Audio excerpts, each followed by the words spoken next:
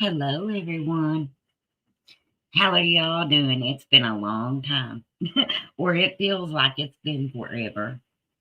Um, been going through a couple things, and uh, to be complete transparent with everybody, almost it has been 2 weeks now. My cousin that was in the hospital passed away, and we buried her on a Wednesday. My uncle got baptized on the 21st of March, which was Thursday, I think is what it landed on. My days are running together. But or my uncle got baptized on the 21st. And at 12:38 that next morning he passed away. So in a matter of 2 weeks I've buried a cousin that I was really, really close to, and an uncle that he's been more like a dad since my dad passed away than anybody. And if I'm being quite honest, he was like a dad to me growing up also.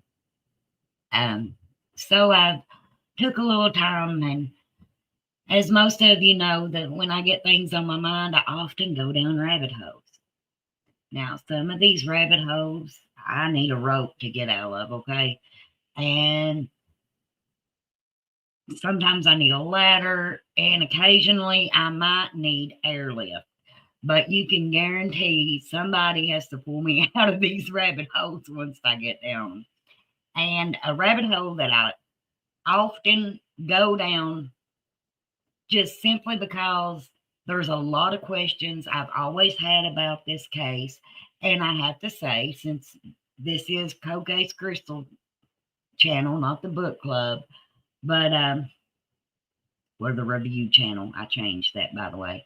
But since we are on here, I'm wondering how many of you think that JFK just might be a cold case? Hey, Chico. Hey, Chatty. Um, on November 22nd, 1963, John F. Kennedy, the 35th President of the United States, was assassinated in Dallas, Texas. Now, they quickly put together a group of individuals to investigate this because, let's face it, at that time, he was standing up for a lot of topics that a lot of people shied away from, like civil rights. Um, he was against going to war. Um, the Bay of Pigs had happened. I mean, a lot of people love the Kennedys. Since then, they have been named Camelot. Of course, they were named Camelot by Jackie Kennedy, but that's neither here nor there. You think there was more than one involved? Well, this stream tonight, now there may be several parts on this, because when I say I've been down a rabbit hole, I can say that the releasing of the JFK files could not have came at a better time for me. And in the docs released, it was 2 people. Yeah, I mean, but when I went back and I thought, okay, I've got all of these, and when you look at the FBI records, okay, there is this little thing. Let me just share it with y'all, okay, because this has became one of my, it's became, I'll share the entire screen. Okay. It's became one of my favorite websites, especially for code cases. Let me know when y'all can see it.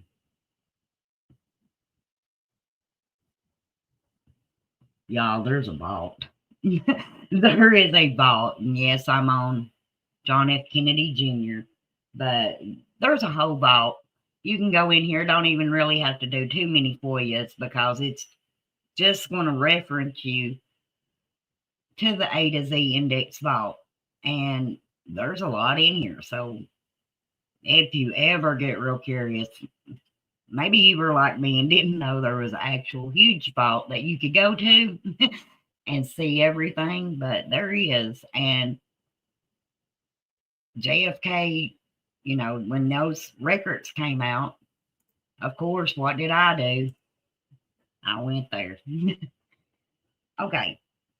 One thing when it comes to this case that I have to say is before you can actually even make sense of the new file release, you have to go back to November the 22nd, 1963, in Daley Plaza. There has been several what they call conspiracy theories out there. One is the CIA had Kennedy assassinated. One is the mob was involved. Y'all, while I've been in this whole rabbit hole, I even found a conspiracy that he wasn't even dead. So whatever that you're looking for, you can pretty much find it online. You just got to weed through it. Oh, really? I didn't. Well, one thing that for all these years, we've been told it was Lee Harvey Oswald. He did it by himself. They got together, this group of individuals that they qualified as being capable of handling this investigation. And they coined them the Warren Report because of Ed Warren.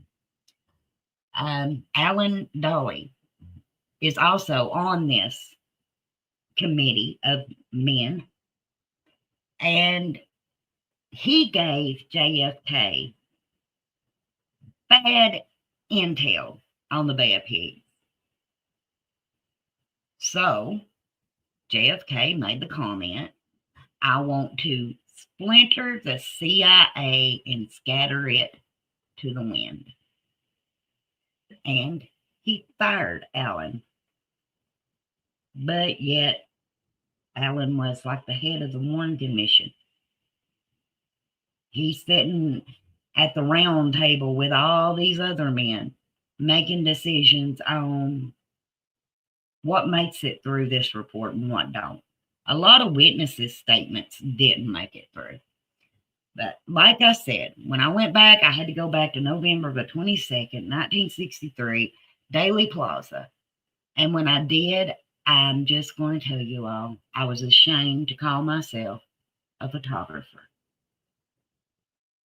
Because how in the world have I looked at this all these years and didn't catch some of this? What are you talking about, Chris? And y'all bear with me, because when I say I've been down this rabbit hole, I have been down it. Okay? So, let me see here. Let me know when y'all can see this. Put a 1 in chat when you can see my screen.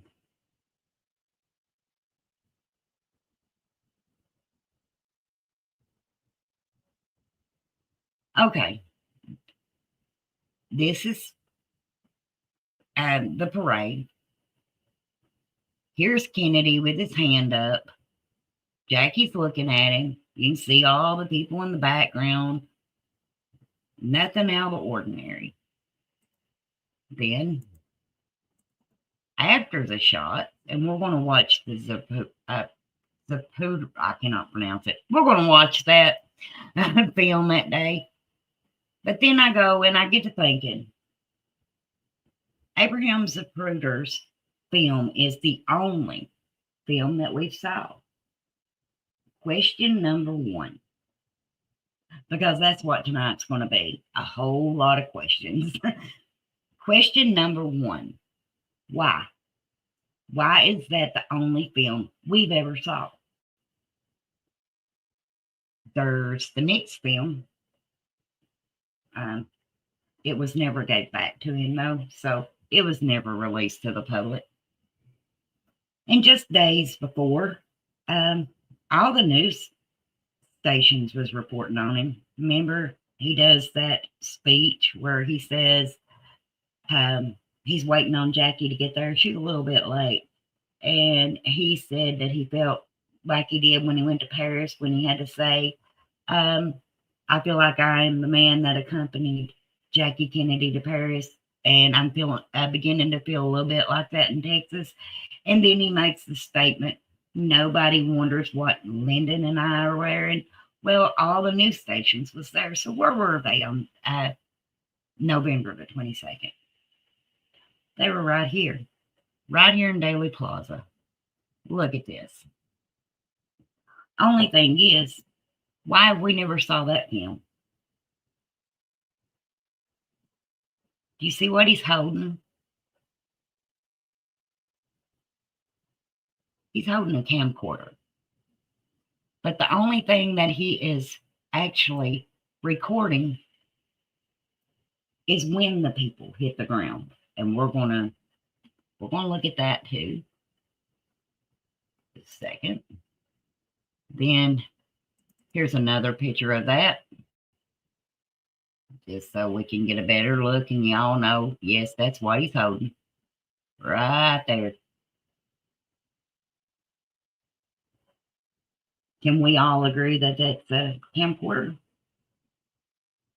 Where is that film, Chatty? Yeah, where is it?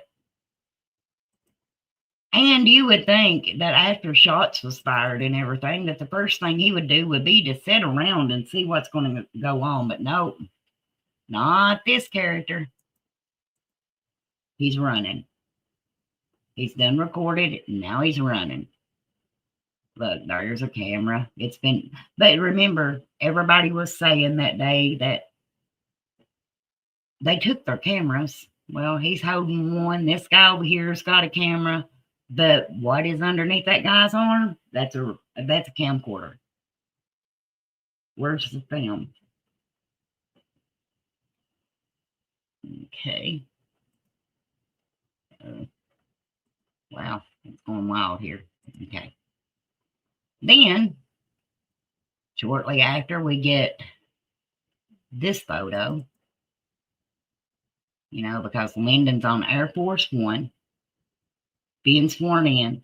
Jackie's got the president's blood on her. Lady Bird looks a little bit too happy, in my opinion, to just being behind a vehicle where the president had been shot. But then you look over here and he was looking at Lyndon.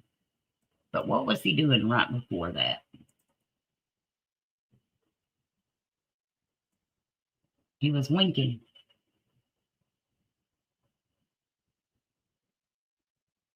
Do y'all see that? He's winking at LBJ. Again, put a 1 in chat if you think that she's a little bit too happy to witness what she just saw. Now, I'm not in that ball camp that thinks that JFK wasn't assassinated, okay? No. But I do think that we got to look at who profited from him being killed. I mean, come on. Let's be real. If this had happened in 2025 and it wasn't the president and we was looking at these photos and we see her looking like this hours after she, was in a vehicle, by a couple of vehicles, 2 vehicles, matter of fact, but behind the president being assassinated, and the president's wife is standing there with his blood still on her dress, how many of us would rip this photo to shreds? Not just her big grin that she has on her face, but that big wink too. And the only person he could be winking at is Lyndon. Who else is looking at him? It looks like a party, a celebration. Yeah. If we didn't know. Yeah. It sure does. Looks like they're having a good old time. Now, let's take a look at this.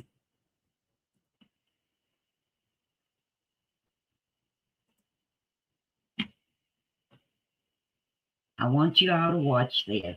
I know you see it. Somebody give me a trigger warning in the chat. I know you've seen it 100 times.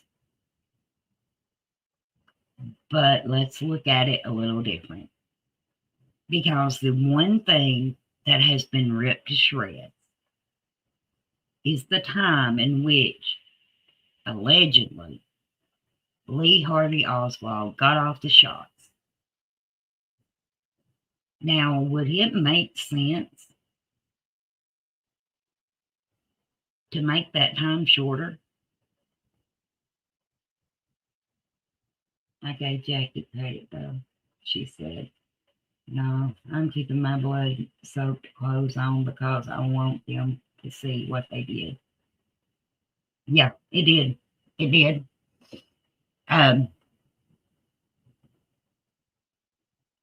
Let me ask y'all, would it not have been a lot easier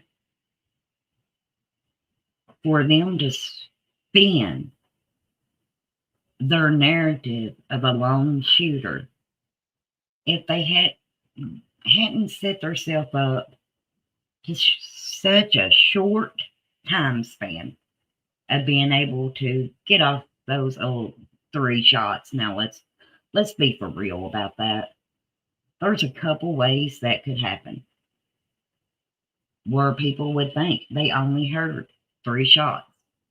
Prime example, have you ever been to a soldier's funeral? When they get the 21 gun salute and they all shoot at the same time, it's like hearing 1 shot. But let's don't jump ahead of ourselves. Put a 1 in chat. If they would have had more time, would it not have made it more believable? I mean, that's what conspiracy theorists, which I like to call open thinkers nowadays. Let's face it, a lot of the things that people were ripped to shreds years ago were believing, now we've found out is the truth. But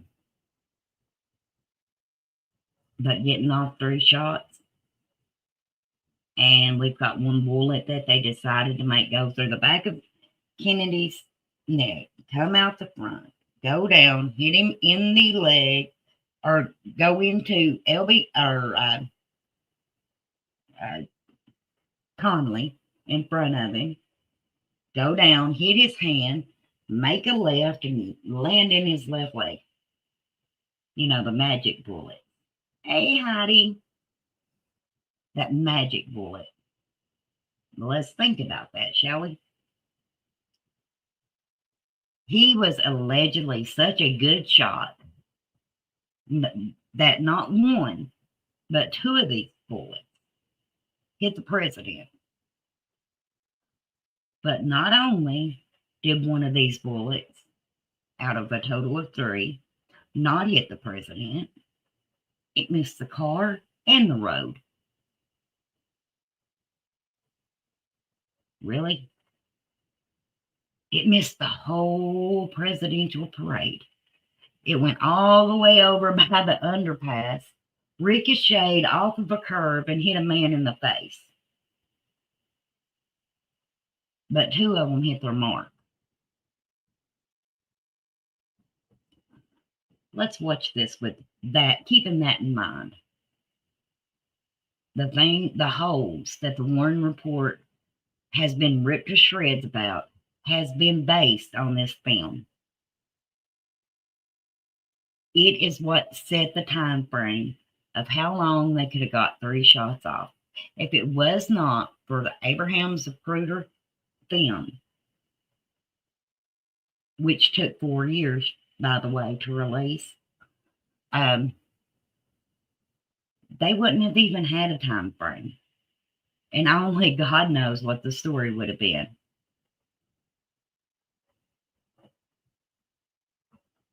Let's watch it, and then we're going to watch it in slow motion.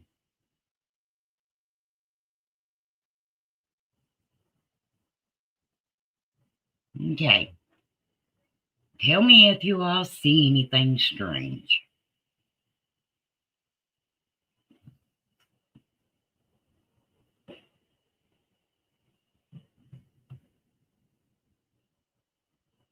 I may already have it slowed down.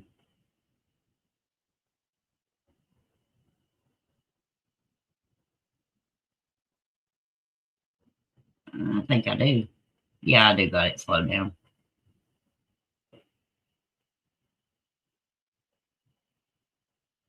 Okay, the motorcycles are coming around the side.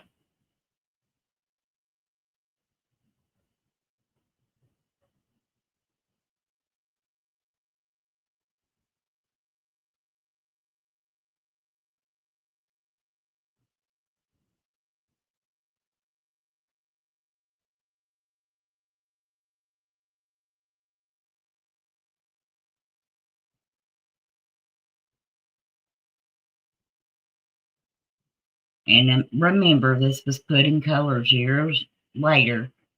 It was originally black and white too, but it's the film just ran through a light box, y'all.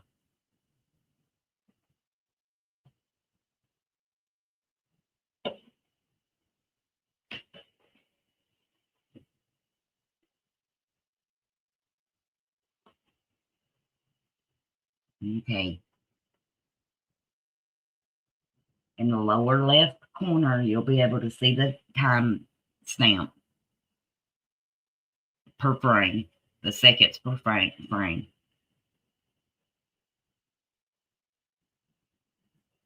And of course, we know right here what happened.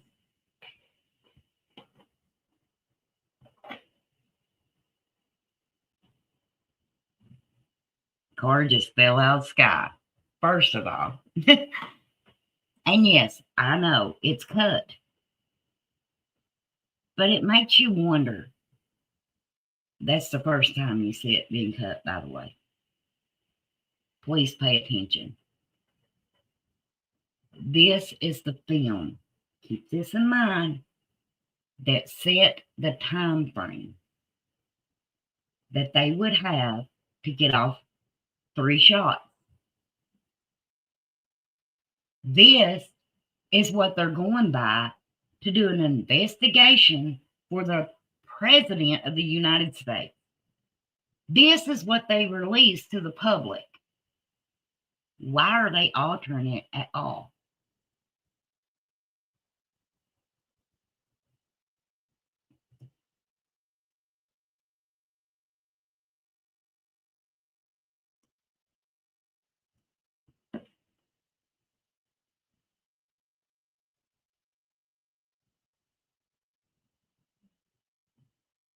Hmm. There was 2. Don't know if y'all caught that.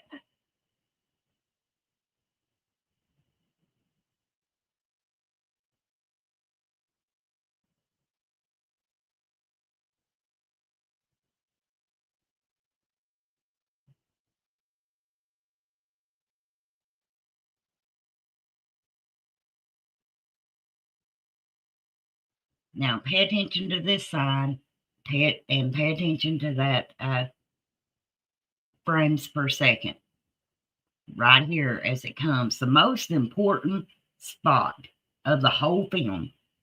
See it?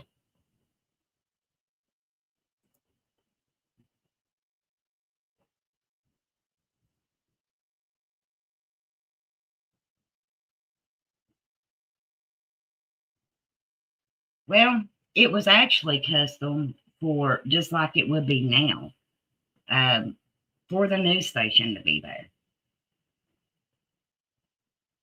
My question is where is that film? Because that was clearly a reporter that we saw in the first picture. But right here, everybody that makes videos Pay attention to what happened right here. Do you see that black spot? That's a cut in the film. That would be 3 times it's been cut. And it goes from Zapruder, Z, 202 to 207. Right there. Watch this.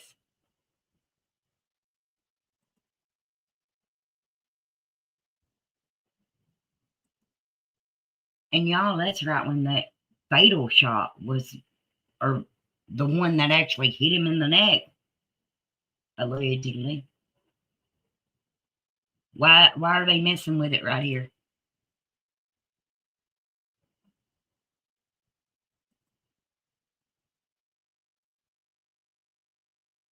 Oh, I'm going to drop a link for you all here in a minute because, I mean, I've got opinions, okay? But Clint Hill, later on, we'll pause it right there because we know what happens when he comes out from behind this street sign. But Clint Hill, later on, wrote a book. I've read it twice. And he's talking about his time being Secret Service or Jackie Kennedy. He talks about her climbing up on the back of this car and said when she gets back up, he's on the back, he's at the back of the vehicle. And she's going after brain matter, is what he says. And y'all know I don't, I keep it real on here. I mean, always have. So, but because I don't like to desensitize everything, it is what it is. But she's going after the president's brain matter that's on the trunk of the car in his skull. And he gets up, he says, this is what he says now, on the back, and he pushes Jackie down into the vehicle, and he makes himself as big as he can over top of her and the president, land across them before they get to the underpass. That ain't what I see in this. And if we find inconsistencies with what people says, can we truly believe them? See, right where they and now he's got his hands up around his throat. But I want y'all to pay attention. So far, 2 shots have already went off. The fatal shot is fixing to go off. Look in the background. Nobody's hitting the ground yet.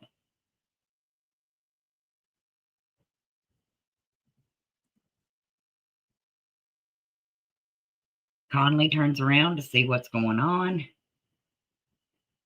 Now the president touches his face. His arms are going back down. And Jackie still don't seem too disturbed.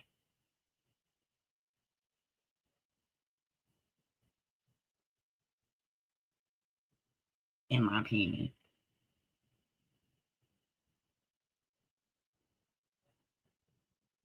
And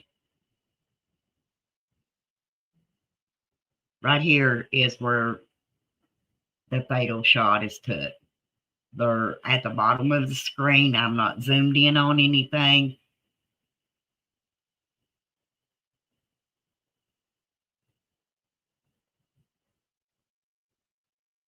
I've got it really slowed down.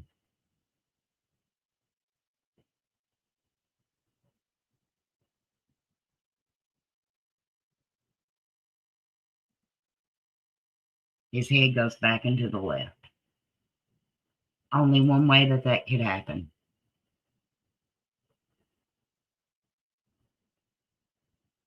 Now, Jackie acknowledged what is going on. She's climbing onto the back of this limo. But now, keep in mind, Clint Hill said when she gets up, and there he comes, he's a running.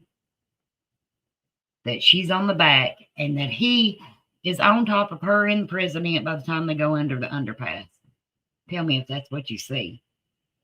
He's already at the back. He slips. That did happen. Now he's getting back up here.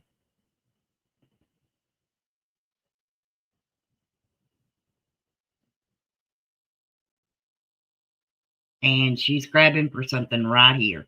Something shiny.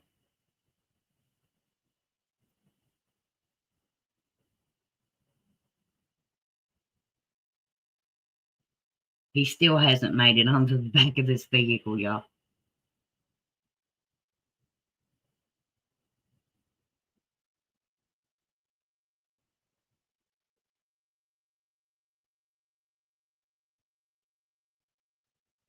He don't push her into the seat. She's getting into the back into the seat herself.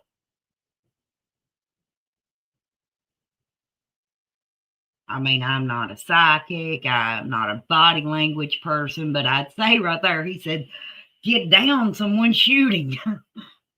And they're fixing to go under the underpass, and he's still back here at the back of this vehicle. He's still not making himself huge and laying over top of her and the president.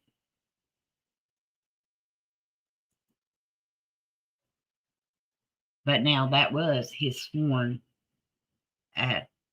testimony to the Warren Commission.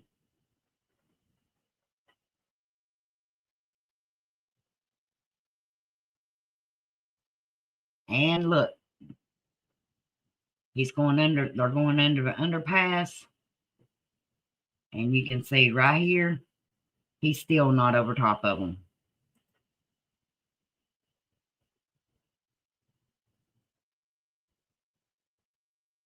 He's still at the back of that vehicle, y'all. He still has not made it on it. So, how much of his testimony was true? Okay, the man that was climbing on the back is Clan Hill. He was the Secret Service guy for Jackie. The pristine bullet, the magic bullet that went through two people's body and came out in, well, pristine as it could be, that was found on a stretcher. The other Secret Service guy later on said that he found it on the back of the seat of the president's limo.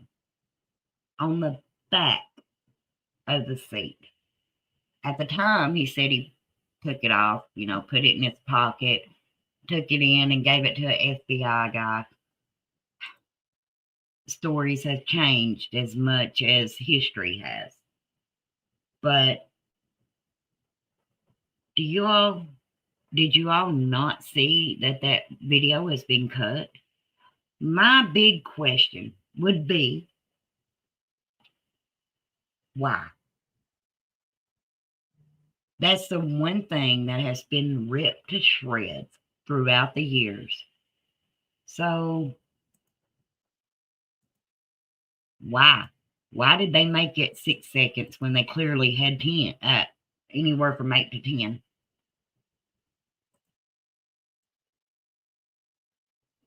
Why didn't they stop the car to help him?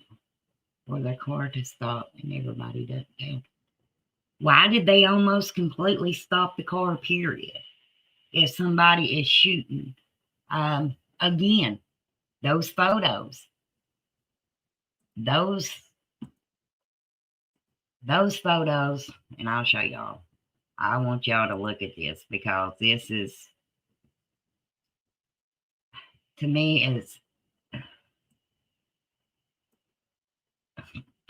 a picture can say 1,000 words. So what do these pictures say to y'all?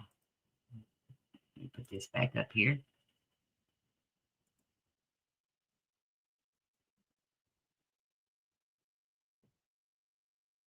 Okay. Like I said, first of all, here's a cameraman. Why we never saw that film. Question number one. What happened to this film? Why is he just filming these people? I mean, you got the president being sworn in hours later on Air Force One.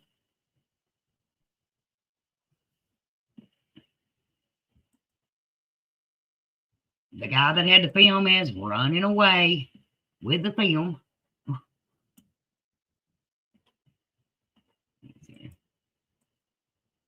Come on. And then we've got this photo that he's winking. She's smiling. Want to see it in color? Well, that's not in color.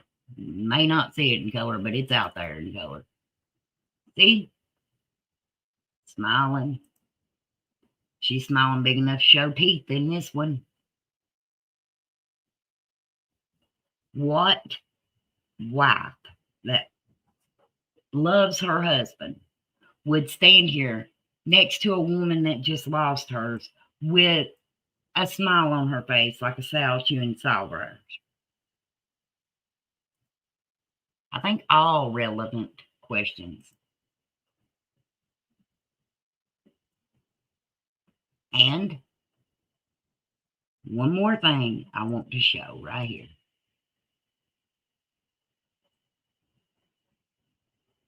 Okay. I'm going to speed it up this time.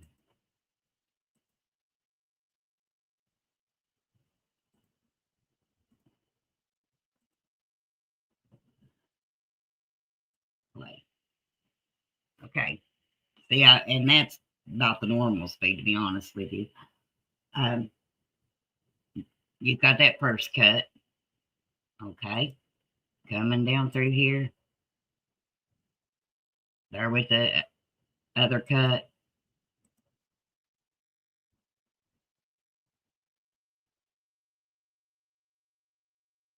Anybody that can't see where that came from clearly wasn't looking. But let's look at it again. Now tell me something. Abraham Zapruder left his office that morning, stood on a pillow, a concrete pillow or slab, whatever you want to call it, to film this home movie. He's just a man like me and you. He's not Secret Service. He's not trained in the military. He is a guy that designs clothes. The president is coming to Dallas. He's fascinated with the president. He goes there, him and his secretary. She helps him up onto this concrete pillow, and he is filming. Keep that in mind. Because all these bullets going off, and he don't jerk one time.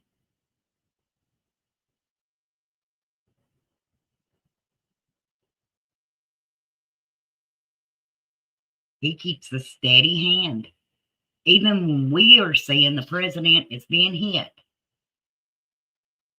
he's still keeping a steady hand, you all.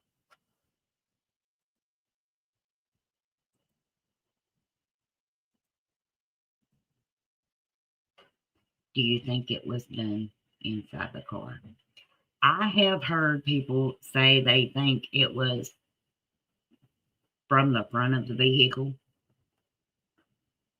I kind of think it could have been. One thing destroys that theory with me. You've got the driver and a Secret Service guy in the front two seats. In the middle row, which is jump seats, you've got Governor Conley and his wife. And then directly behind them,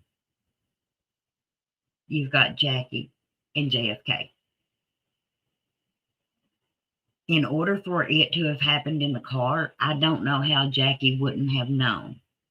That leads me to, I guess, probably my biggest question of all. The Kennedys are not your average Joe. They are not people that cannot afford attorneys. Okay, let's be real. They probably got more in their family than any other family in the United States. Throughout the years, why has no one asked questions? Why has nobody went to the press and say, you know what, I demand we get better answers than this? Because in a matter of 2 days, 2 men is killed in public, and both events are recorded, but nothing's done. Lee Harvey Oswald in the United States of America had a right to be represented. Why was he not? Dead or alive, it was his character they were coming after. Why was he not represented? Why did the Kennedys not ask questions? Why have we not seen the film that you can clearly see in all the pictures that's been released over these years of them filming people on the ground? Why have we not seen that? Why didn't the ladies that were on the staircase at the Texas Book Depository, why was their witness statements not allowed in the Warren Commission? And then it took years later for them to even investigate and say, you know what, maybe they got it wrong. Why is Lady Bird Johnson looking like she's getting ready to renew her vows, when actuality her husband was potentially in the middle, and her in the middle of an assassination where he could have been shot?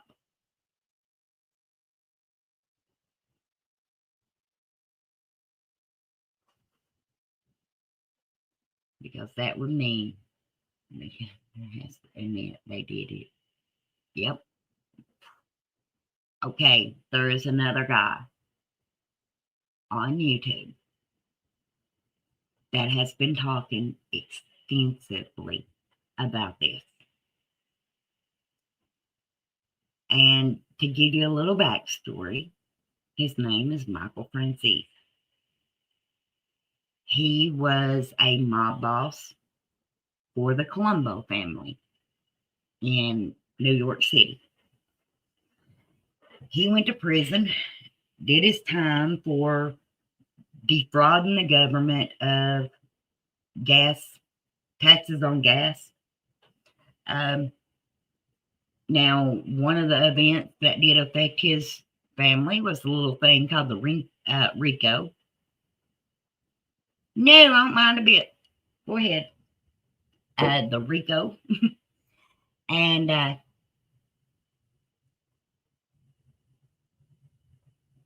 his dad got hit with a RICO Act and was prosecuted. He was almost 100 years old before he ever got out.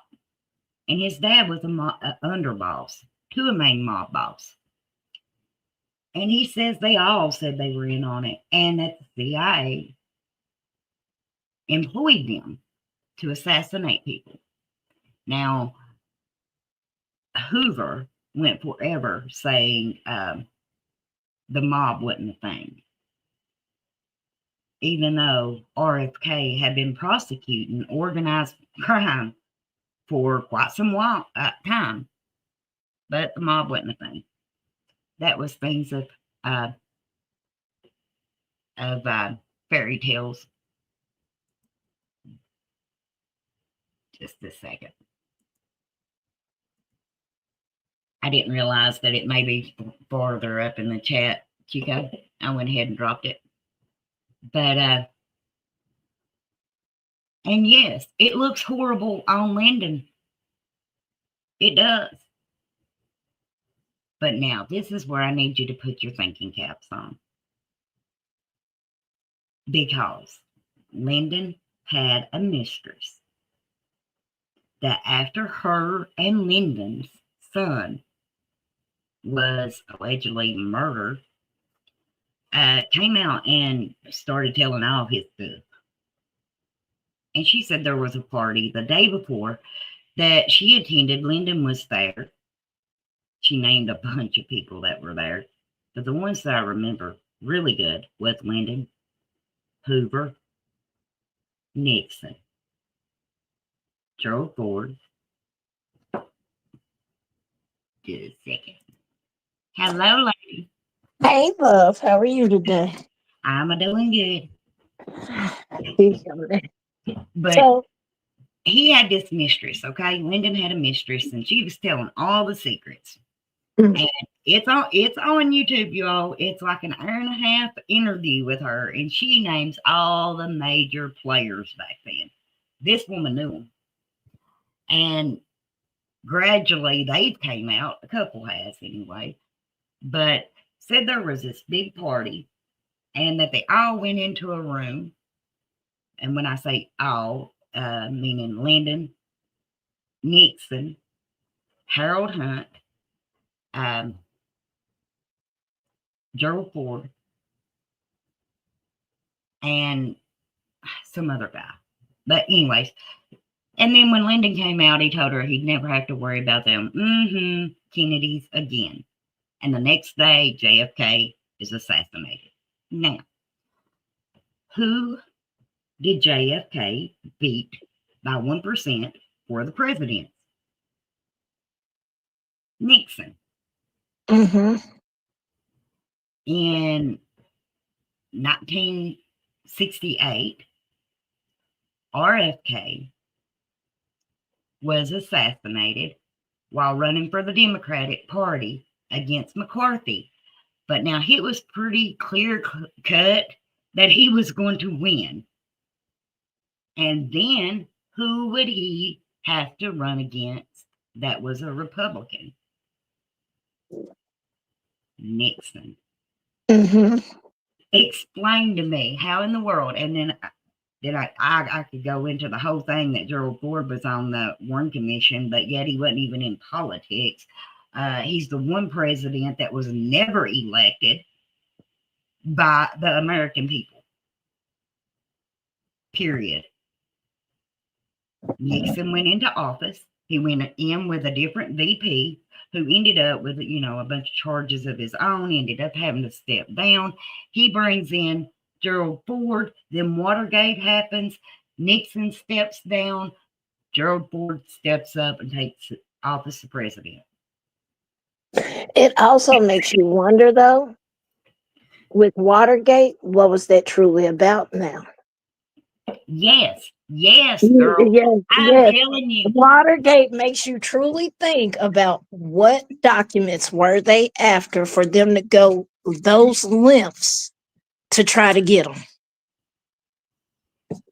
Well, I was talking to Michelle the other night, and I said the thing that I think a lot of people make a mistake with is they're not looking at these documents as what they actually are.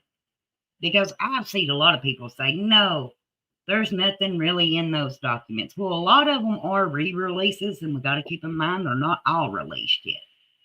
But no, they're not. Before they were released, they were redacted.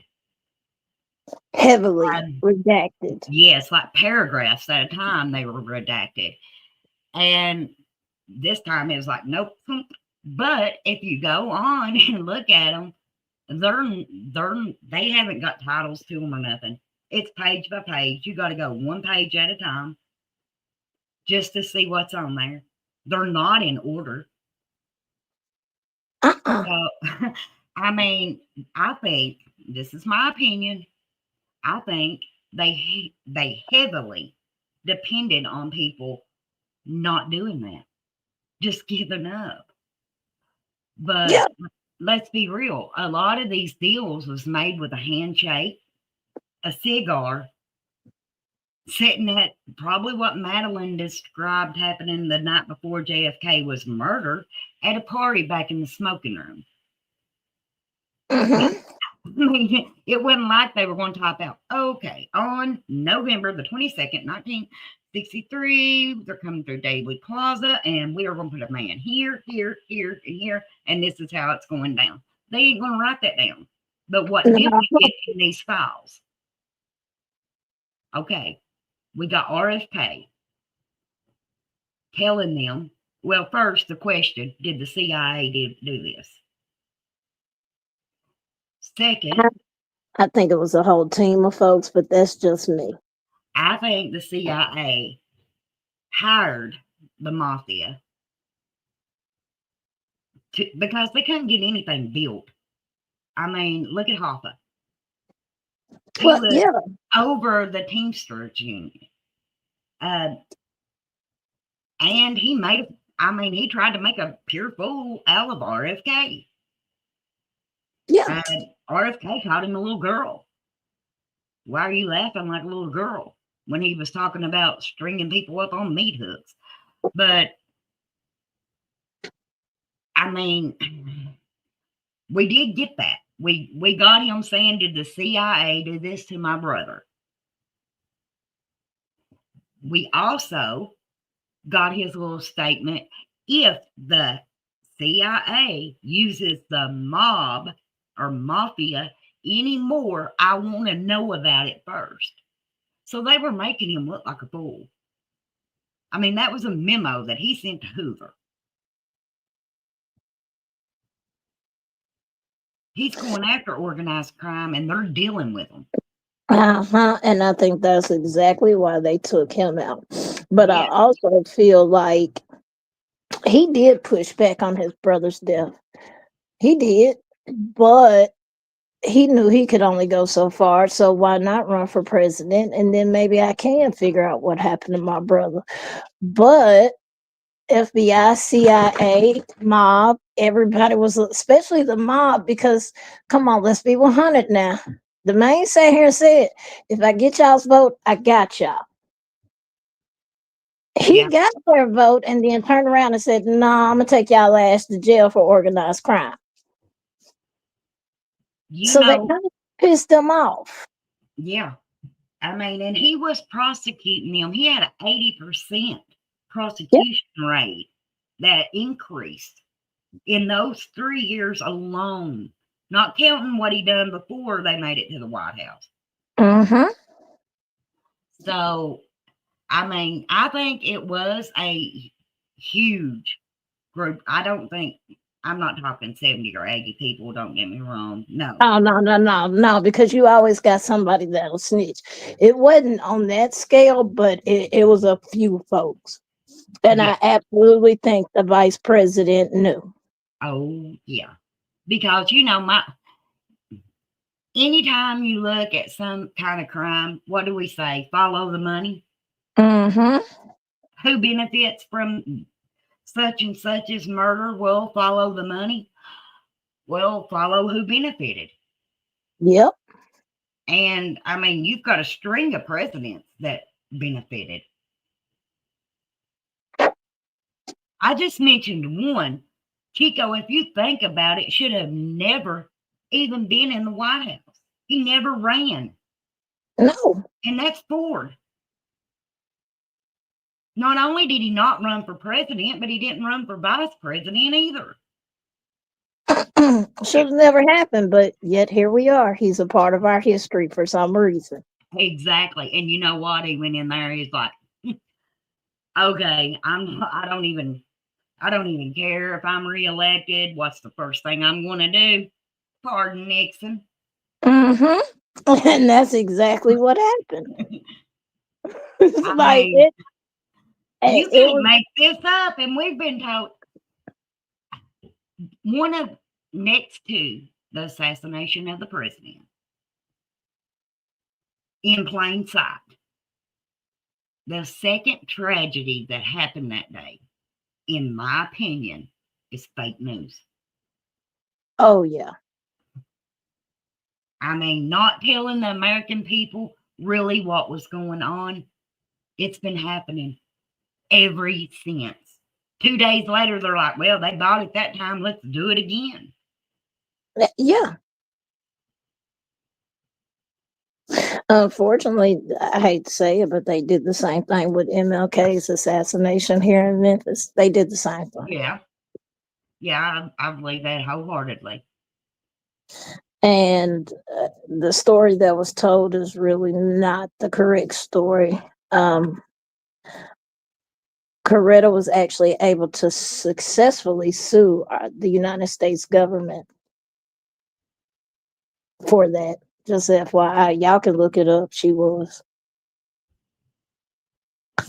And which I've never thought it that ain't a rabbit hole I've actually been down deep, but I've never thought that it was the way they said it either. It Um, was. just like with RFK, I don't believe that story about RFK either.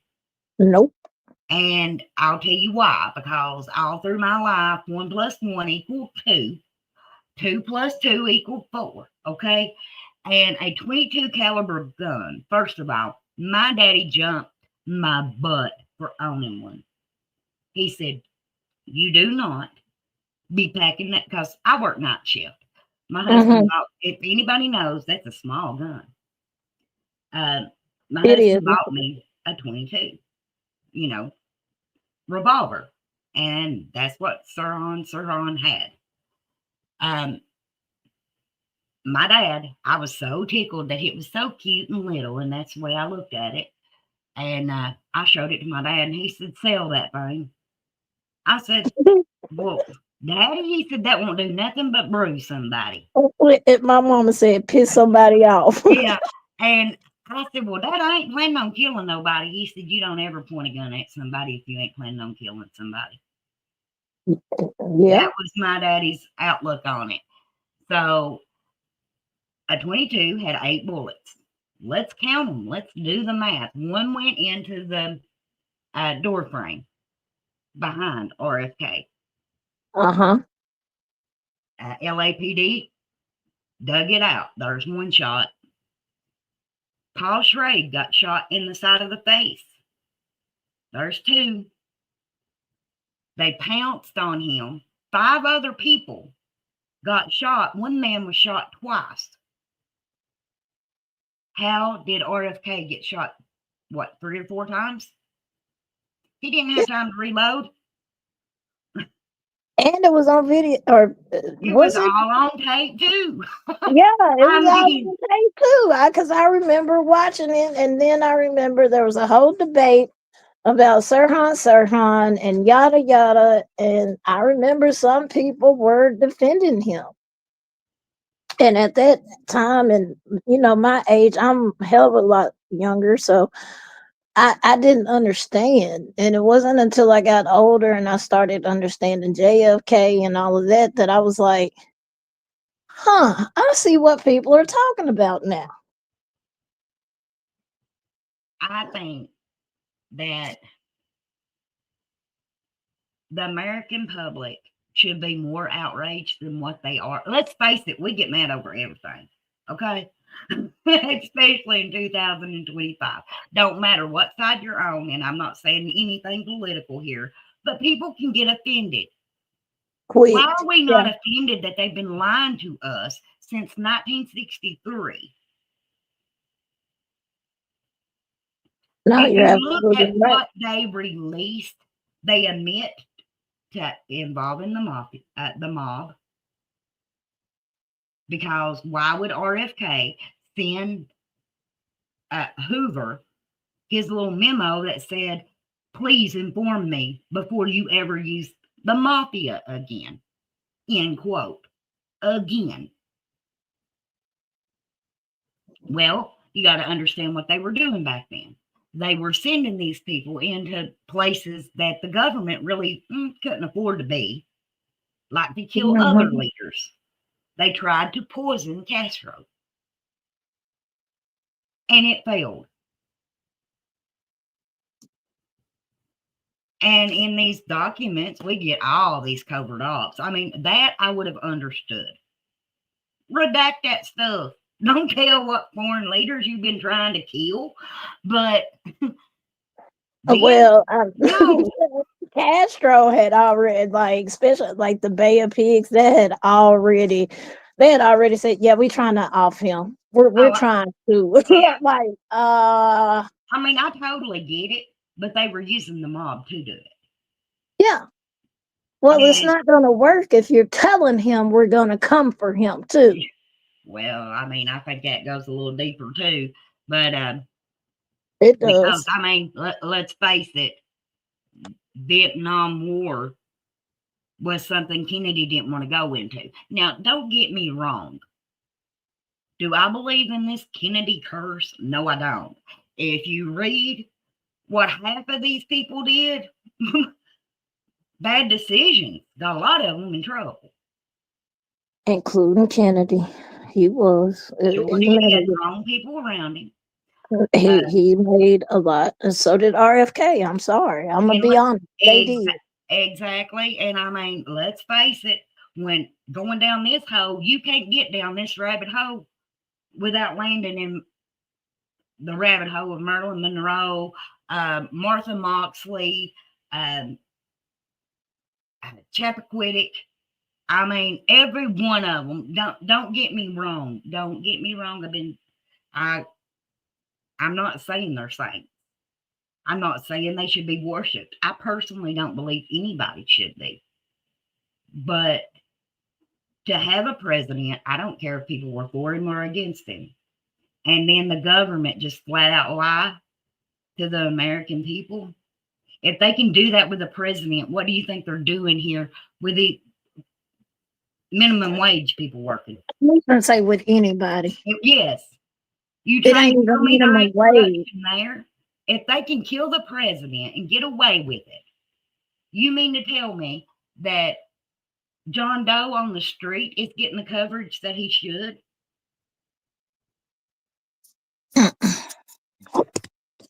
That's why yeah. But, but we're not supposed to question it. Look at my uncle's case. Years, and there's been no justice. Now, am I saying that he's presidential status? I'm not. But I mean, not to the American public, he isn't. But guess what? To a little country girl, he was. He deserved justice as well, and just like RFK. I think that we live in a country that people should be treated equally. But when Yes. it comes to having a president assassinated, if you're going to lie, blatantly lie to the American people, how can I trust you with anything? If it was a marriage, we'd be divorced. How can I trust you to make decisions for me,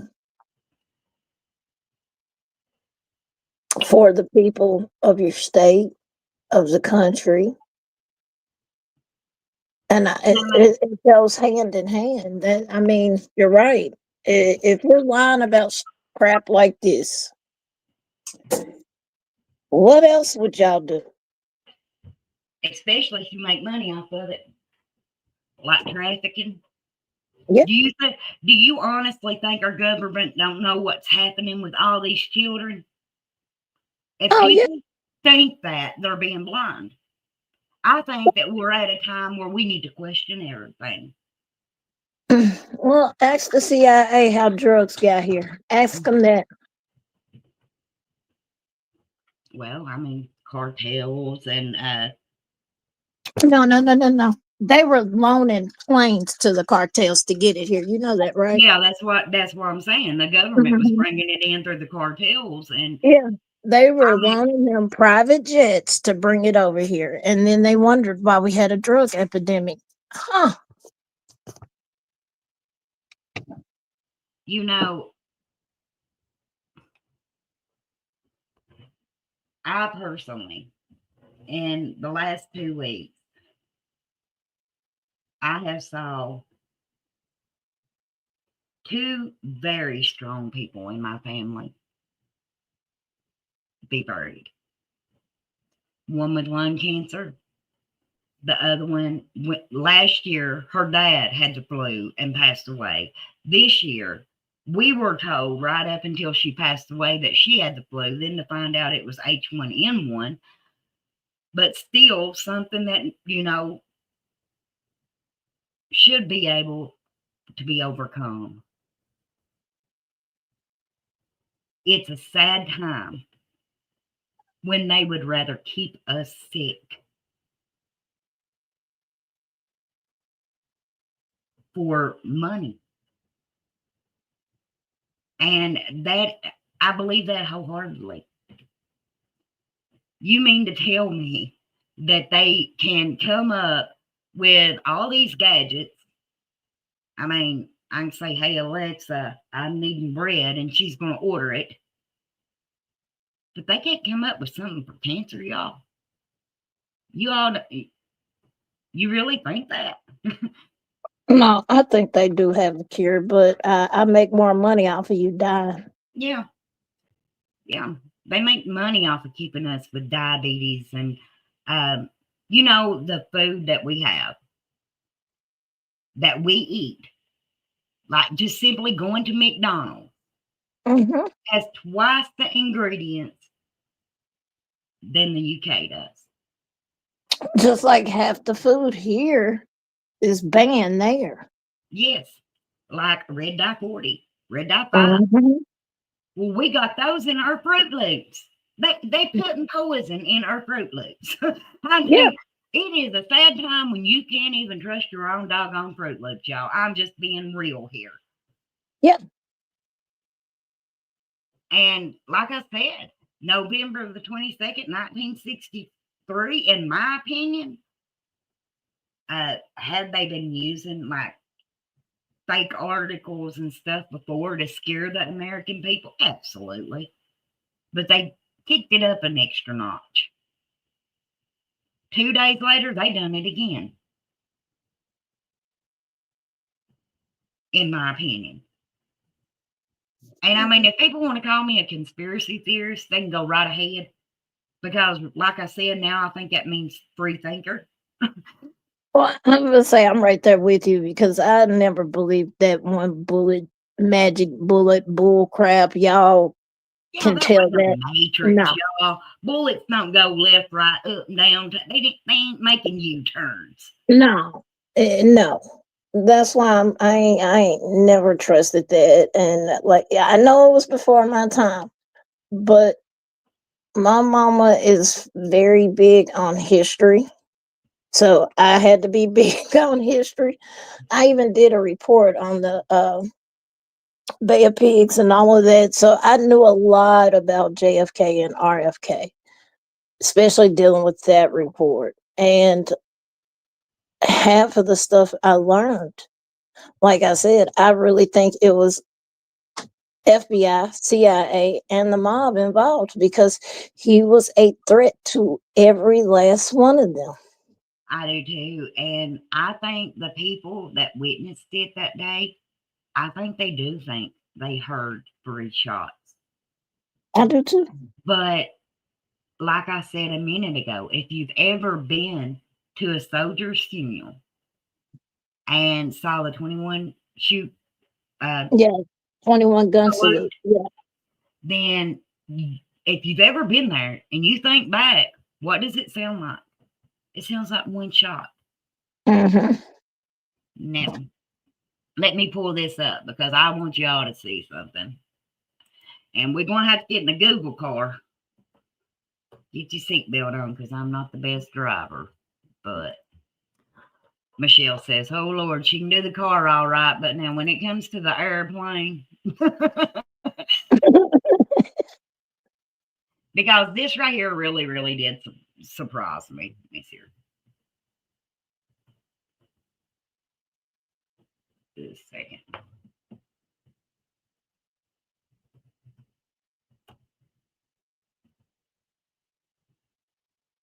Okay. Not Indiana.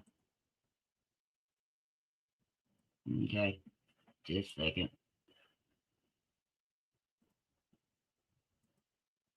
I'm in Chicago now. Just a second.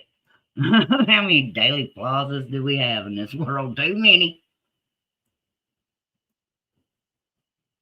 Okay.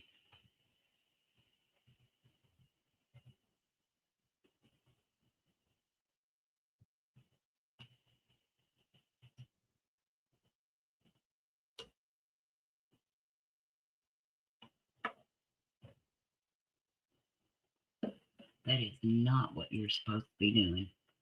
No, I don't want no ad.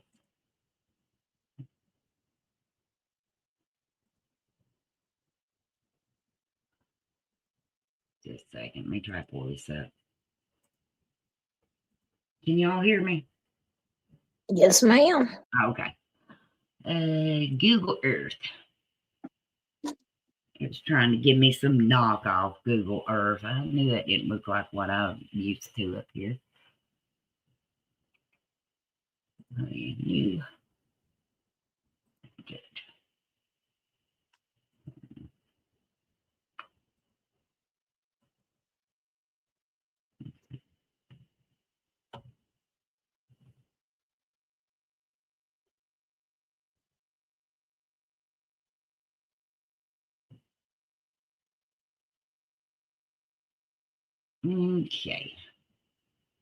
Get this over here. Get this out of the way. Now I'm going to share my screen. Let me know when you can you see it? Yep. Okay. That's here's the grassy knoll. Right.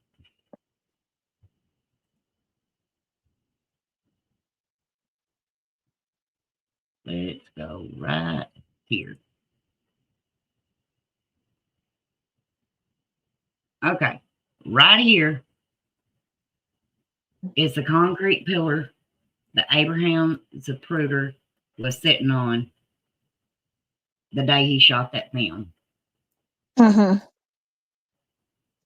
Right behind this, right here, you see where this, can you see my cursor? Mm-hmm. This concrete wall. If Yeah. you'll look right to the top of it right here is the fence. It would have had bullets would have had to been flying right by him. You know what? I didn't think. Wow. When you look at it like that, like I said, I think there is a lot of people that would put into play that day because That would make sense though, because like I said, what happened to the lady on the grassy knoll that nobody was ever able to identify? And she got front row seats to it. then see, and so everybody knows that I'm telling the truth. Right here, you can see it. Yeah. Here's the concrete pillar. Right here's the fence. And let me find my little X. The final shot that killed him, because they have moved this sign. That sign that was right here, which was actually right in here, they moved to right here. But right here is the kill shot. And he was in what building again? They trying to say that he was in this building right here. He was in that building, but the shots came from Yeah. Yeah. government. They're trying to say though that he was able to get off 2 shots that hit the president, hit the car now. But one of those, he's such a good shot that one of those bullets goes all the way over here, bounces off this curve, and hits a man under this underpass. Misses not only the whole car, Chico, but the whole road. Mm-hmm. And they wasn't moving that fast. It was a slow motorcade, apparently, if you were able to get 2 shots off. So a third one, yeah, no. The And math ain't mathing. there's no way that I can take and look at this and see that fence and think that that man wouldn't have jumped off that pillow or that concrete pillar. There's no way.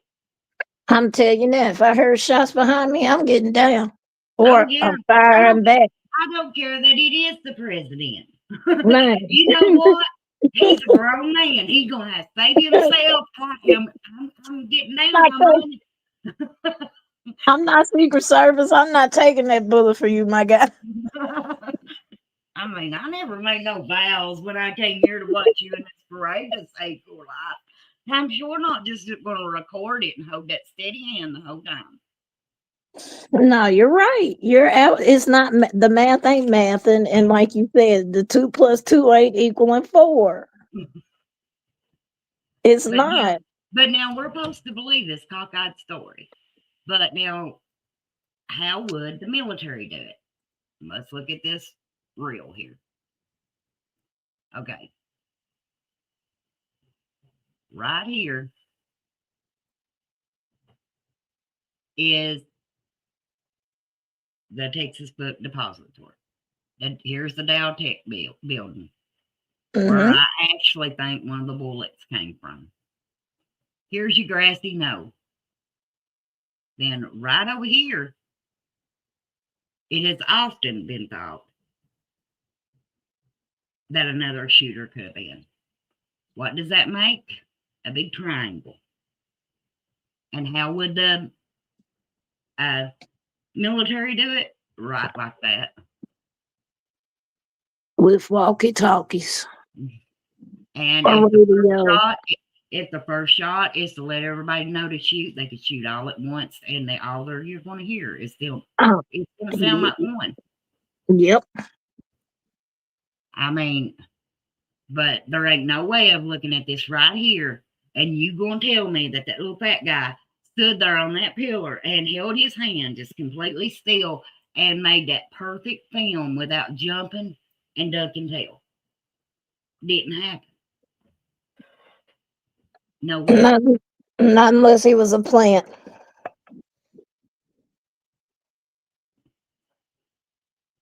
Well, I think they needed something because see, look, you've got this area over here, which was the other spot I said they had theorized the shot could have come from.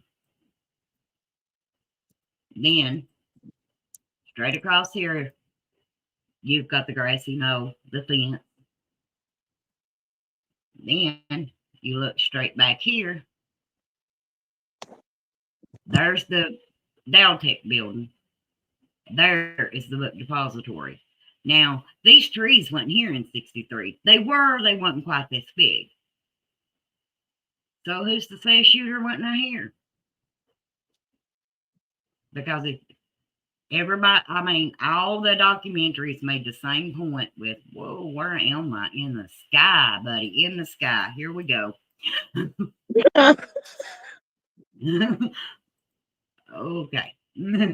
But I think all the documentaries were right when they said this would have been the perfect spot. Let me see here.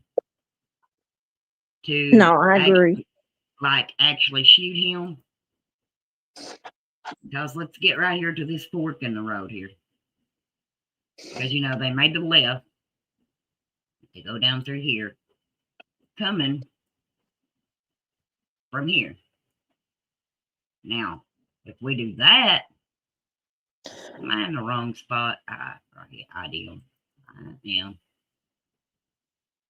This. I was going to say, where's Elm? Where's Elm Street? Okay. Okay. Here's your 6th floor that he was supposed to be shooting from. They made the left on Elm there. It would have been a straight shot right through here to get him coming this way. Uh-huh. But now, originally, instead of coming down this road, taking the right on him, and then the left on Main Street down through here. It was supposed to just went straight. You didn't have all them one-way streets back then. Why didn't they keep it that way? I was about to say, who came up with the route? Does anybody know? Well, it's Secret Service's job. That's in their title to come up with that route.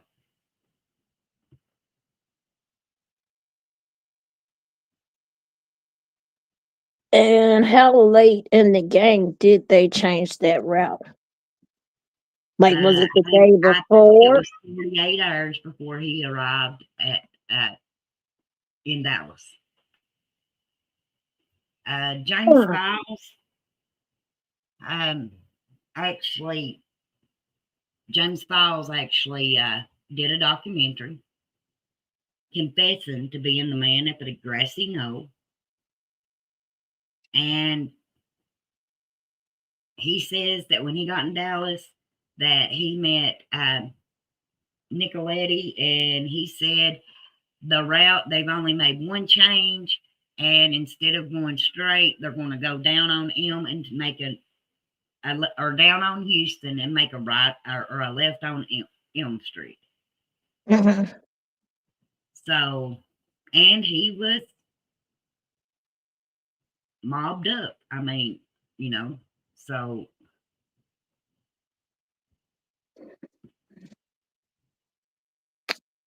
He was the one on the deathbed that made the confession, right? oh Who no, was the deathbed confession? Because I remember one guy was a deathbed Howard Hunt. confession. Howard Hunt on his There death. we go. And what is that guy's name? His dad was a part of.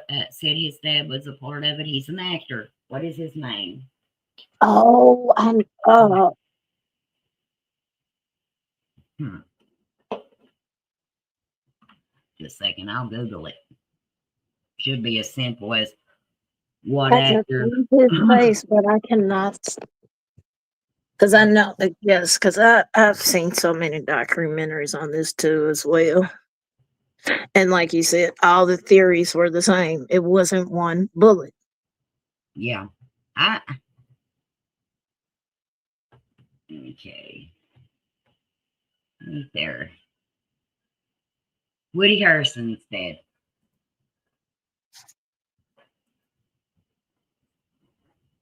That was the one. Woody Harrelson's dad. There you go. But this is the guy that. Let me see here. Let's see if I can pull it up. Well, I should be able to pull it up right here. Let me see.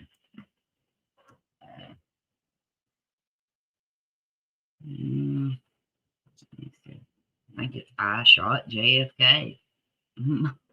Pretty sure that's it. Yep, there we go. And I'll let y'all watch it a little bit of this because I find it incredible. Okay. Skip it, the beginning of it. This talks about where at the main beginning here, it just tells that Oliver Stone wanted him to give a confession. He wouldn't. Then that West guy came there. He began to like West, and eventually he gave this confession. But listen to the Joe West. Listen. When Joe West first originally contacted me here at Stateville Prison, Oh, I was man. Slow that down, Crystal. Ain't nobody can hear him like that. Just a second. Okay. on a visit. The counselor came in the visiting room where I was at. Okay, now watch this. Get it up here. And describe the car. The car was a 63 Chevy two-door Burgundy. Chevy Impala. With the special compartments. Oh, we had the special compartment, the dash. We had the back seat. You could take that off, pull the bottom part out, then you raise the back up, snap it off the little clamps, take that out. We had the springs removed in the behind the seat there by it.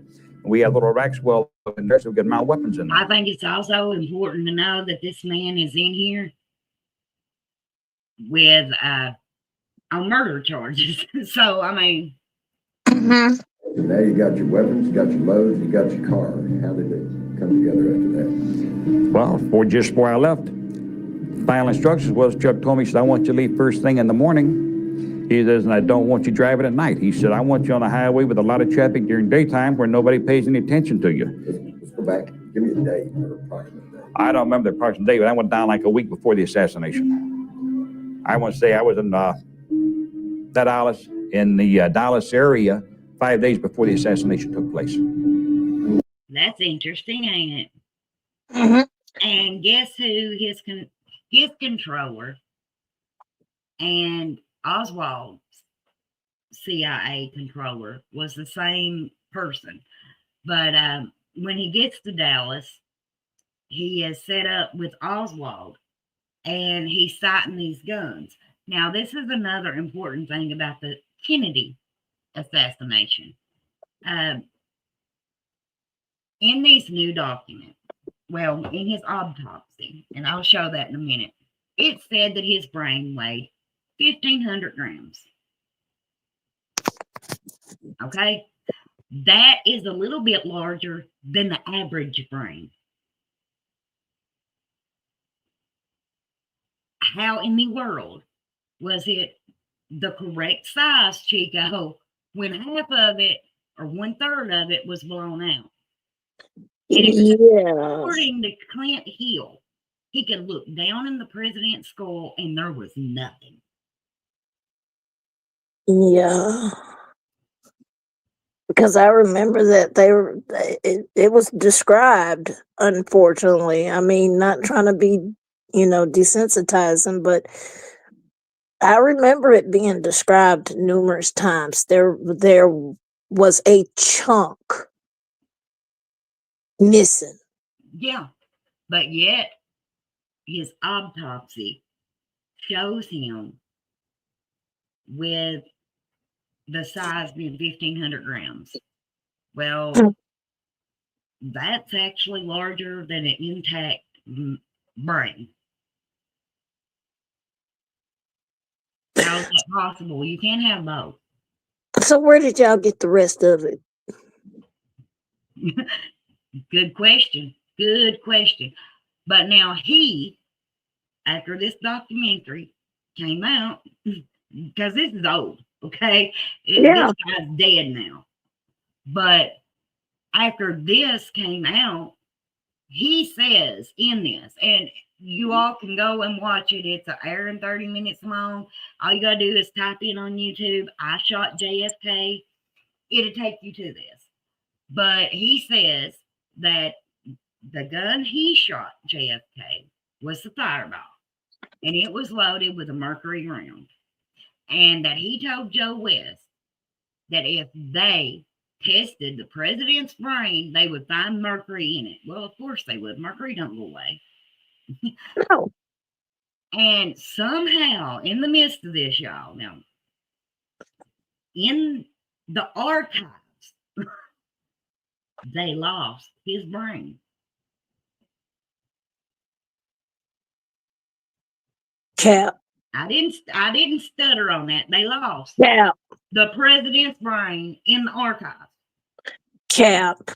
Like it was keys. They didn't lose it. I mean, how in the world would one do that? They didn't lose it. They misplaced it. That's what they did. Misplaced it or purposely threw it out the window so nobody could test for mercury. And let me see here. Let me see if I can find this one. Heidi, some say she was reaching for his brain matter, and some say she was trying to get out the car. I don't know.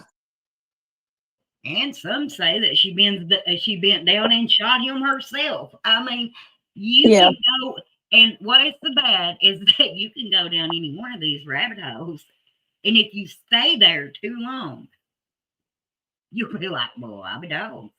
Mm-hmm. I mean, just being real here. Let me see here. What was his name? Officer. What was the purpose of that? The purpose of that was for me to. Okay. Ah, there I am. Okay. Not outshot dead things or officer. Oh no, Clint Hill was what I was going to look for.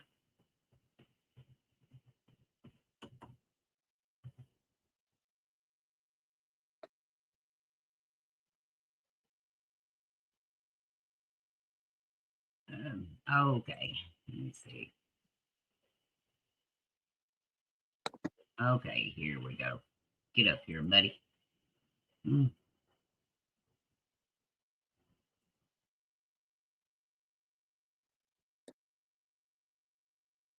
Okay, here we go.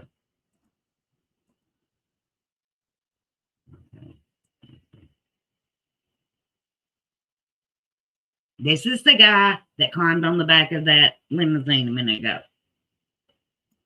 And brain matter.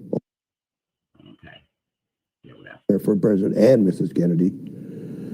Now, when I ran, I had to go between a motorcycle officer on his motorcycle and the car I was on. There was engine noise, and they told me later there was a second shot at that time, but I never heard that shot. And as I approached the car, just as I was getting there, there was another shot that was fired. That one I heard and I felt, because at that time the president had fallen a little bit farther to his left, and his head was way down, kind of like this. And that shot hit him in the back of the head, and then it erupted out of the upper right quadrant, just above the ear. Is that what you all saw?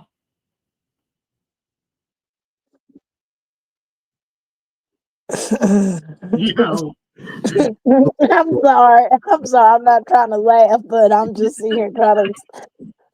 I'm That's trying to not what take I this in thought. with a straight face, and And he's made like all kinds of money off this. He has wrote so many books about yes, being the Secret Service on the back of that vehicle.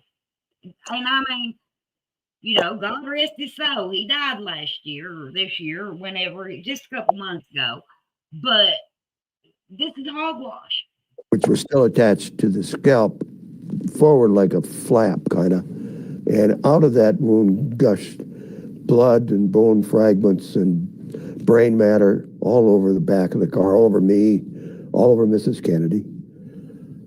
When I started to get up in the car, Mrs. Kennedy came up in the trunk. Listen to this now. She was trying to grab some of that material that had erupted out of the president's head, and she managed to get some of it in her hand. I grabbed her and put her in the back seat.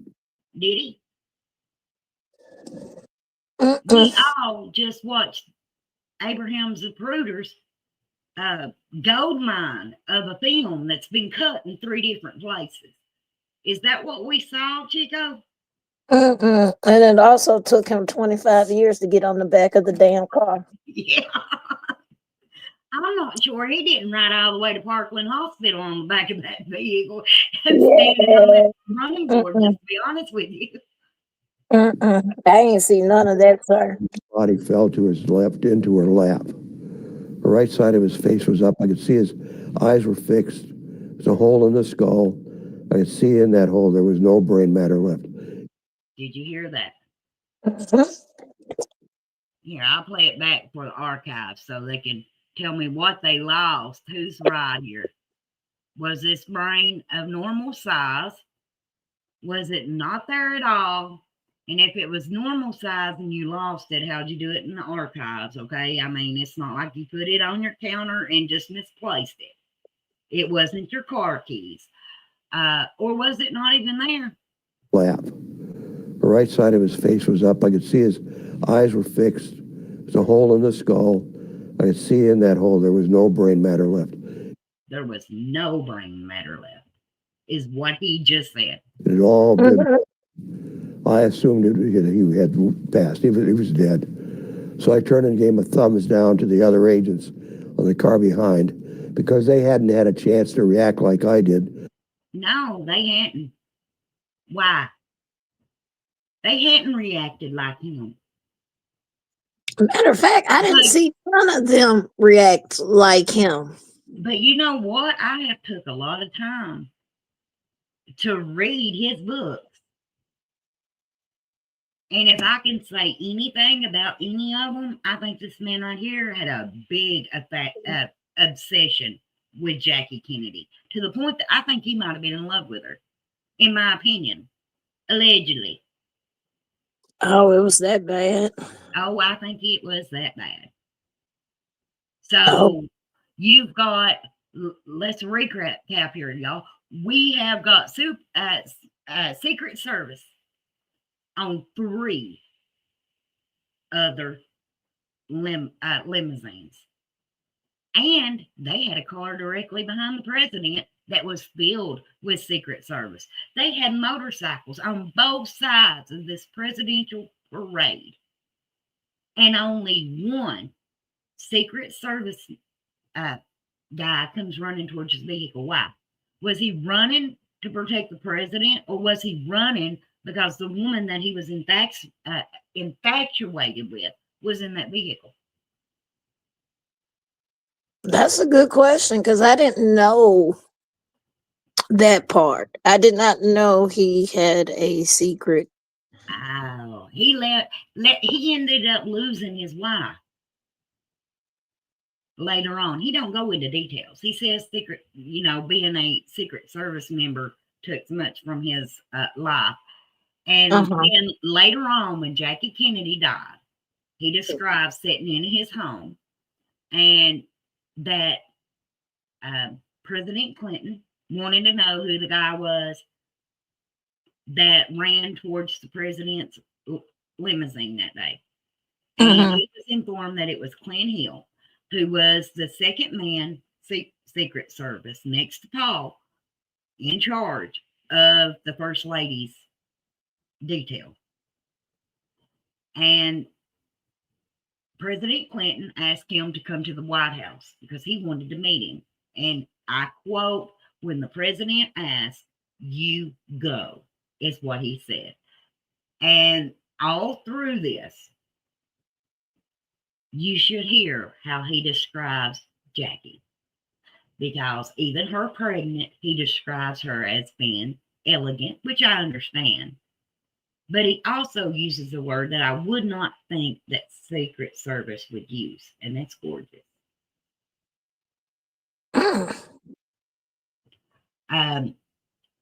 Christmas, he spent with the Kennedys. Understandable. I get it. He was Secret Service, needed to be there. But there's another part of his book that I think is very telling. Because when he has the chance to be with his family, he is very depressed that he is not with Jackie Kennedy. That he was not allowed to make the trip. And they asked Paul to make it. Do you know when that was? When she went on that boat with Onassis. Now, why? Oh my God. That just adds another layer, Crystal. You know that, right? I'm telling you, when I say I have, Chico, when I say I've been in a rabbit hole, girl, I've been in a rabbit hole. That adds another layer, and it makes you wonder because, come on, like I said, we all know RFK, JFK, they weren't innocent.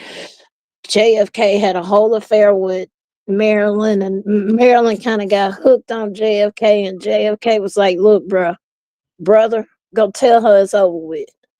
RFK go tell her, and she's sitting there crying, and then he ends up. But Jackie knew this was going on. She's not. She wasn't a slow woman, so it kind of makes you wonder: was it reciprocated? And I'm not trying to do Jackie that way, but girl, let me tell you something about Jackie. And if you come over to the book club, we're going to get all up in this stuff here because I've got all 3 books. I'm going to read them every one. But in Ethel's, because there's one book that I found about Ethel Kennedy, and that's The Other Mrs. Kennedy. And when I say it is juicy, it is juicy, okay? This book, Ask Not. You got Clint Hill's book, and then you've got The Other Mrs. Kennedy. Okay, Ask Not, it lays out, I like the book It does give a lot of details about some things, but I think it's got a narrative, and of course, a lot of books do. But the name of it is Ask Not, the Kennedys and the Women They Destroyed. But Ethel wasn't in that book. How come? Because she was definitely. Oh, honey, because she was more of a Kennedy than she was a Skakel. It says that in the other Mrs. Kennedy. I'm quoting the book, but it is my opinion. But anyways, in these two books, Clint Hill and in Ask Not and in the Kennedys, just the drama of it, the big book that tells about all of them. They all described, and if you think about it, America, see, they're like this too. Jackie as being held together, grieving for a nation. She, even the day that she buried JFK, she still had JFK Jr.'s birthday party.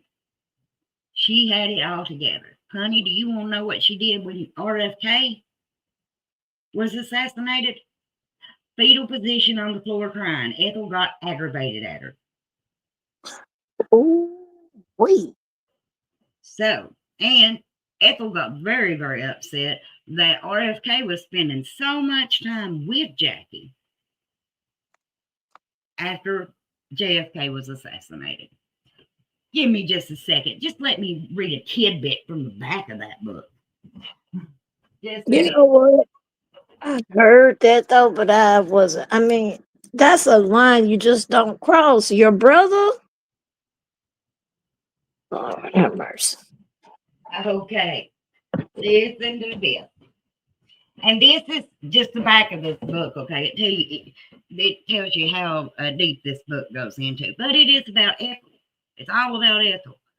But like I said, she was more of a Kennedy than she was a Skakel. But it says Ethel Skakel Kennedy, in the words of those who have known her.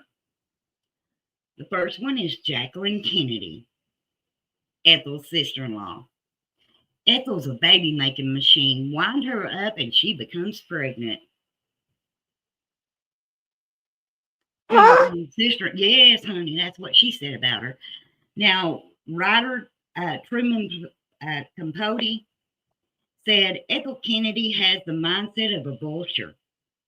She's the most highly competitive and insanely jealous human being I've ever met. Sue gives a woman named Sue Wilson, who was the wife of Don Wilson, deputy director of the United States Information Agency during the Kennedy administration. She had kinder words to say about Ethel, but I wonder if she didn't know Ethel. And of course, she had a reason to, kind of brown nose. But she says, I felt I got so much from knowing Ethel. She taught me a lot about love and a lot about faith, a lot about relationships. She was a very loving human being and very uncritical of people. I always felt if something went wrong with my life, Ethel would have been there for me and my children. Okay, let's go on to the next one. Retired Judge Gerald Tremblay says, no one would openly criticize Bobby without Ethel getting mad. If somebody crossed Bob, she gave you the kiss of death. Then a close friend of Ethel said, even in the bathroom, there was pictures of Bobby. There was a tape of the love songs that she and Bobby liked and David Brinkley had put together. From her tub, she could listen to the music and see all the photos. That bathroom was like a shrine.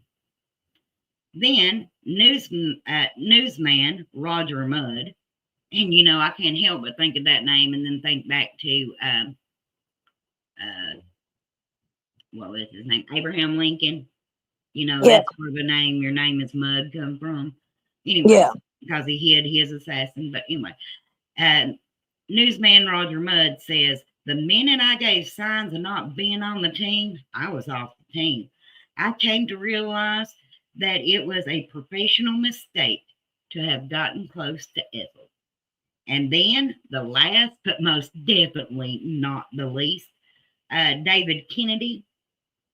said to a friend while undergoing rehab, and that was Ethel's son.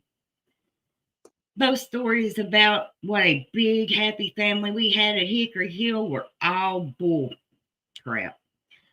But he says the word. Uh, Life at home was mayhem and a mess. My mother was always having screaming rages. The house looked like a SHIT hole. She didn't know how to deal with so many kids. If my father was alive, he'd have never sent me here. That's just a few things that's in this one book. But when she talks about Jackie, when RFK died, it all but says that RFK and Jackie had I wouldn't, I wouldn't, I would. something going on. It wouldn't be. I mean, it's messed up because, like I said, they're brothers, but they were already sharing women, so there's that. So yeah, Yeah, and you got to think Marilyn Monroe when she was killed. that's another death that Robert ain't Kennedy. right. Oh yeah, Robert Kennedy was saw by several people, including police officers in LA that day.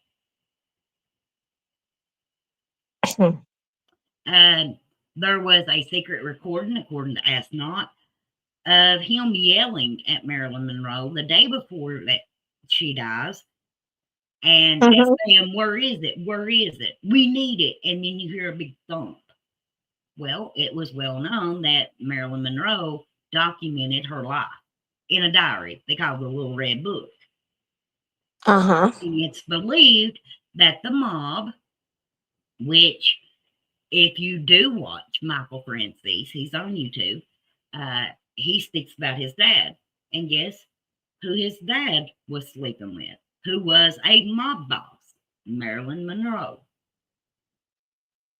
And it's always been said that she had a relationship with a member of the mafia, and they felt like that was almost treason for the Kennedys to be sleeping with her.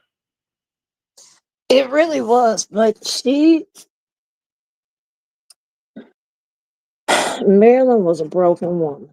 Yeah, she was. Now, Marilyn, I'll be honest with you, I have more respect for Marilyn in a way than like Ethel. And Jackie, yes, I respect Jackie for being able to stand there and show the world or JFK's blood on her outfit and being able to hold it together like she did. Yeah. I respect her. But she also turned around and married the next richest man in the world. Securing the bag. Yes. Then you've got their son, John Jr., who absolutely made more bad choices than he made good ones. Hold on just a second. Was you trying to come out, sis? Okay, I'm back. But for instance, he had broke his foot. And when his plane went down, not only, now see if you, this right here blows my mind. Not only should he not have been flying that plane, because he didn't really have the hours logged to be piloting alone without a co-pilot. He knew that. But his words, he used them often, like when he opened the magazine company, George, I'm a Kennedy. But yeah, his famous words, I'm a Kennedy. But he didn't have the hours logged to pilot that plane alone. He had not flown at night. He had a broke foot, for crying out loud. He'd just come off crutches. Be serious. Not only that, but he turned off his radio once he got up in the air. And in the whole, if you can just imagine this, in the whole open sky, not where there's hills on both sides or a yellow line that you need to stay in the middle. I mean, the whole sky. This nut job almost had a head-on collision with a commercial plane. Had they have had their radio off like he had had his, he would have hit them. They So, were able to move out of the way. So, I mean, that's what I was saying about the Kennedy curse. There's not a Kennedy curse. It's a whole bunch of bad decisions that ended up. it really is, because, yeah. And let's don't even get started on Ted. Oh, Lord. I mean, Chappaquiddick, that is tragic. Sorry, but it is. No, I agree. I agree. That I'm not. didn't drown, you all. She didn't drown. Mary Jo Kopechne did not drown. She suffocated. She felt an air pocket in this vehicle that had enough air for 3 hours.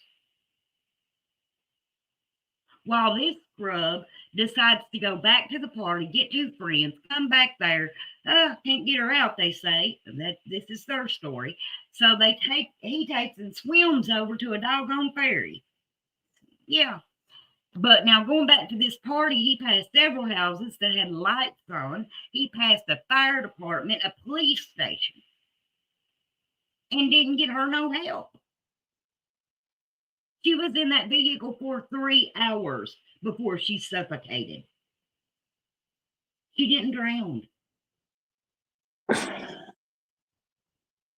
And do you know what he was charged with? The only thing that he was charged with: leaving a scene where there was bodily harm.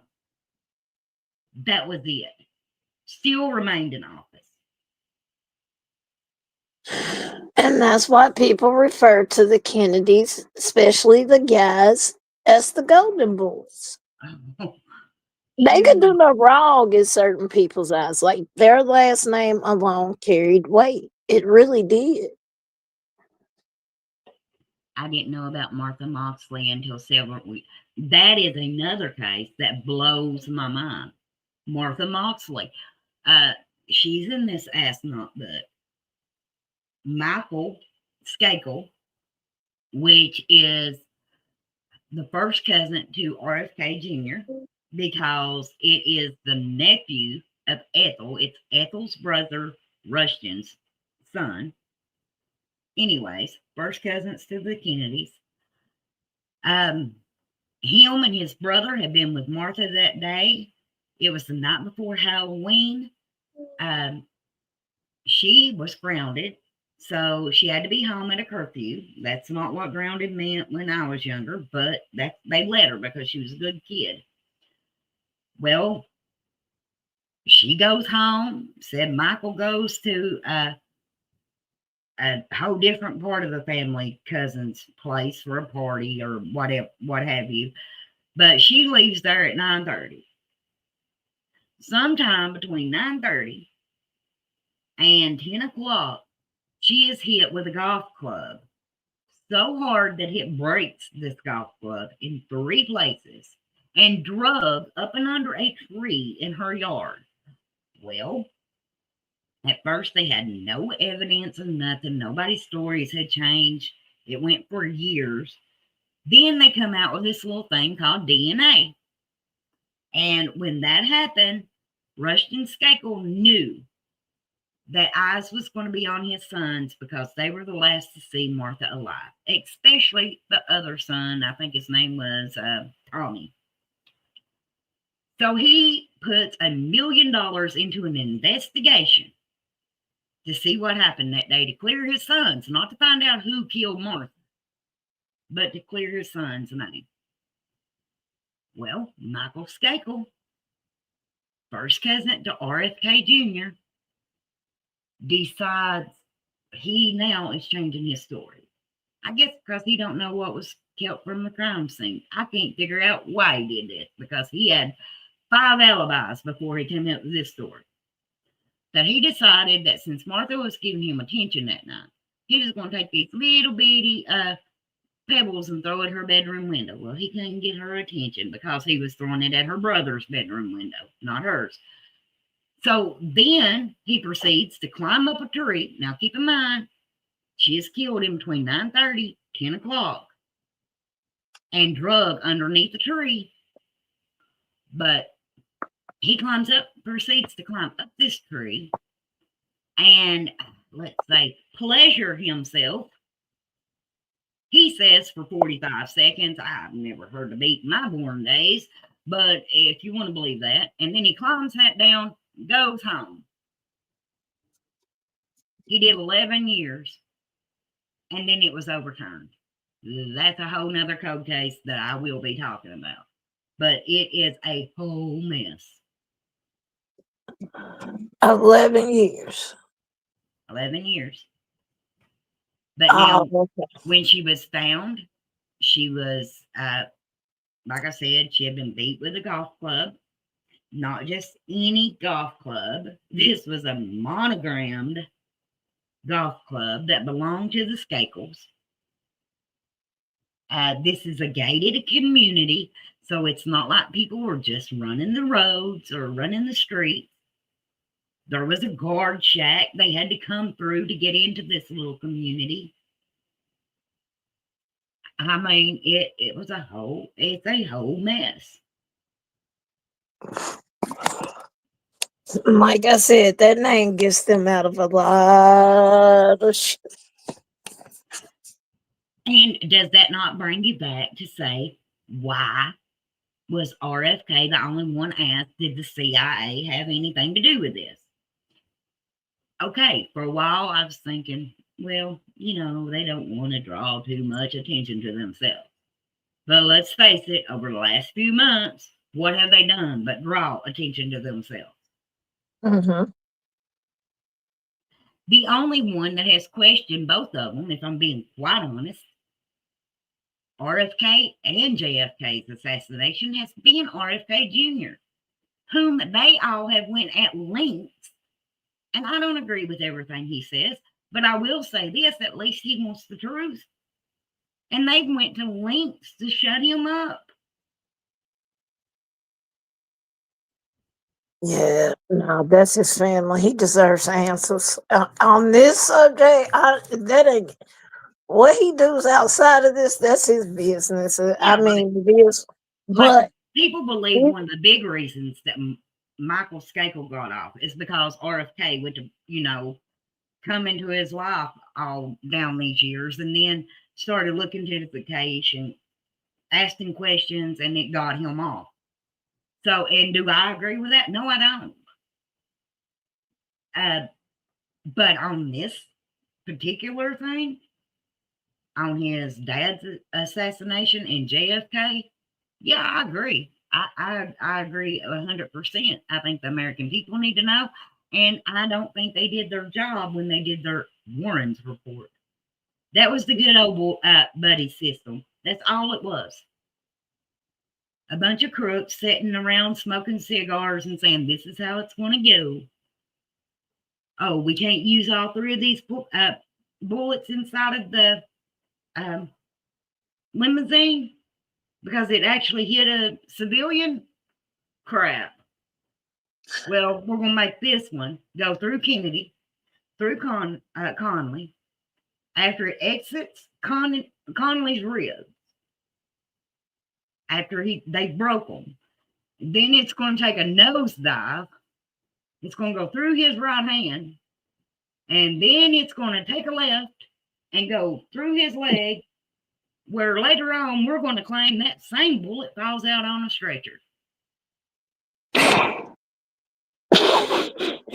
I mean, that's what they said, and people believed them. You sounded like you was giving directions. Well, I mean, that's what that bullet done. He did everything but stop and buy a beer. I am here to tell you.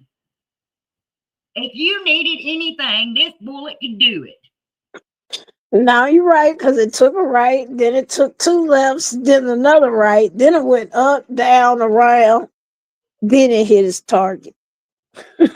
And don't forget, it came out his throat, out of Kennedy's throat, and just traveled down his shirt for a little bit and then shot into Conley. It wasn't like this bullet just went straight. I mean, you can't make this up. That's what they said happened. But then later on, there was a leaked photo of the Kennedy's back. Well, that bullet went nowhere around his throat. It was on his right shoulder blade. Just saying. Yeah, they definitely went out their way to try to make it sound, but I don't know why in the hell did you think critical thinkers? And immediately after the Warren report was released, I mean, folks started coming out debunking it immediately. How many documentaries are there? Oh, too many to count. But I think the church committee, that committee, was the only ones that really put them in the hot seat. Where later on, it did cause people to say, you know what, we were in on it, and Yeah. that happened in what, 75, 78, somewhere around through there. But I mean, by then, RFK and JFK and MLK are all assassinated.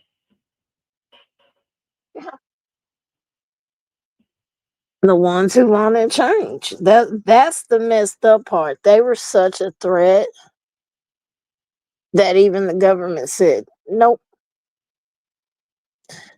But I really think what sealed the coffin was JFK telling, government agencies, fuck up and I'll fire your ass. Yeah, RFK Jr. is Ethel and RFK's son. It's their third child. But now, I I don't I, and I'm telling you, I am going to be going through these documents and showing them. But like I said earlier, I have to take it back to November the 22nd, 1963. Just show you. Y'all, give me just a second. One more time. Let's see if this is normal. Okay? Because in my opinion, it's not. And to me, this should very much be enough to say, yeah, these guys had a whole lot to gain. Just a minute. And like I said, after watching that Zapruder film, and after looking at these photos, I am ashamed to say I'm a photographer because I should have caught this. Here we go. Is this the face of a woman that just witnessed the president of the United States being assassinated? Nope. And what the crap is this guy with big ears winking at? You can draw two conclusions for this. He was either in love with LBJ, or they just got away with something big. But she looked like she is at a wedding ceremony.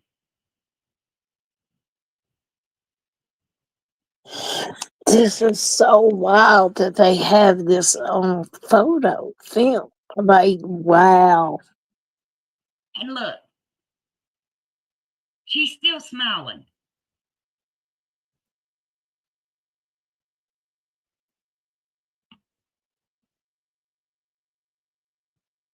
And this is the one, the Secret Service guy right here in this corner here, that later said, no, I didn't find that. I lied. I didn't find that bullet on the stretcher. I found it at the back of the car.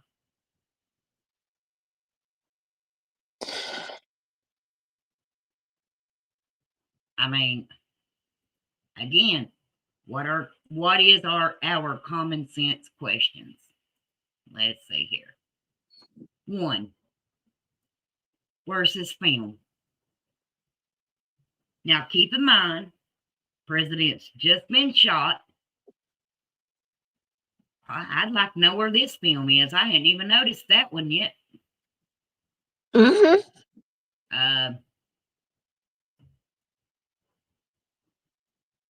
Well, what's these guys doing? They just sitting there like they fixing to have a cigarette and go for a picnic. This woman, she's going for she's like taking flight. And like I said, there ain't no way Abraham's Zapruder stood right here.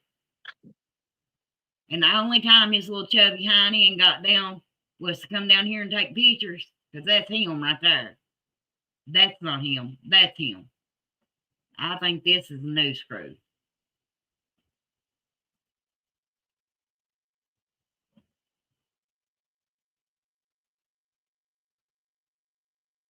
And then we got this picture. If this truly just had happened, y'all, why ain't he standing around? Because they don't know what they ain't going to catch. The doggone shooter. This man is running with the police. Camera, away from everything. Yes, with the police, like he police. Yes. Yes. Yes, he's running with secrets. Oh my God, bro. Sometimes the story is not worth your life. Look at that. I mean, really. Yes. But my question is, you got Abraham Zapruder here, the guy with the steady hand, or it looks like him, and this guy. I mean, you mean tell me he didn't take no pictures that day? Where's his pictures? Everything else is documented. But the guy that has this high tech for back in 1963 camcorder has now tucked it under his arm. And he couldn't hold his camera. Evidently, he couldn't hold his camera still. I guess you needed to be you had to be a clothes designer to be able to do that. But, oh my God. Okay. Notice also in the picture, babies and the adults laying down, right? Yep. Why are all the cameramen standing up? Good question. Good question. I've got a feeling that camera right there, by the way. Oh, and several times that day, Secret Service showed their badge to people. But yet, Secret Service are denying being on the ground that day, except for in the presidential parade. Yes. Said Secret Service was not in Daily Plaza. That they were just doing the detail of the president. They were not interviewing people or anything like that.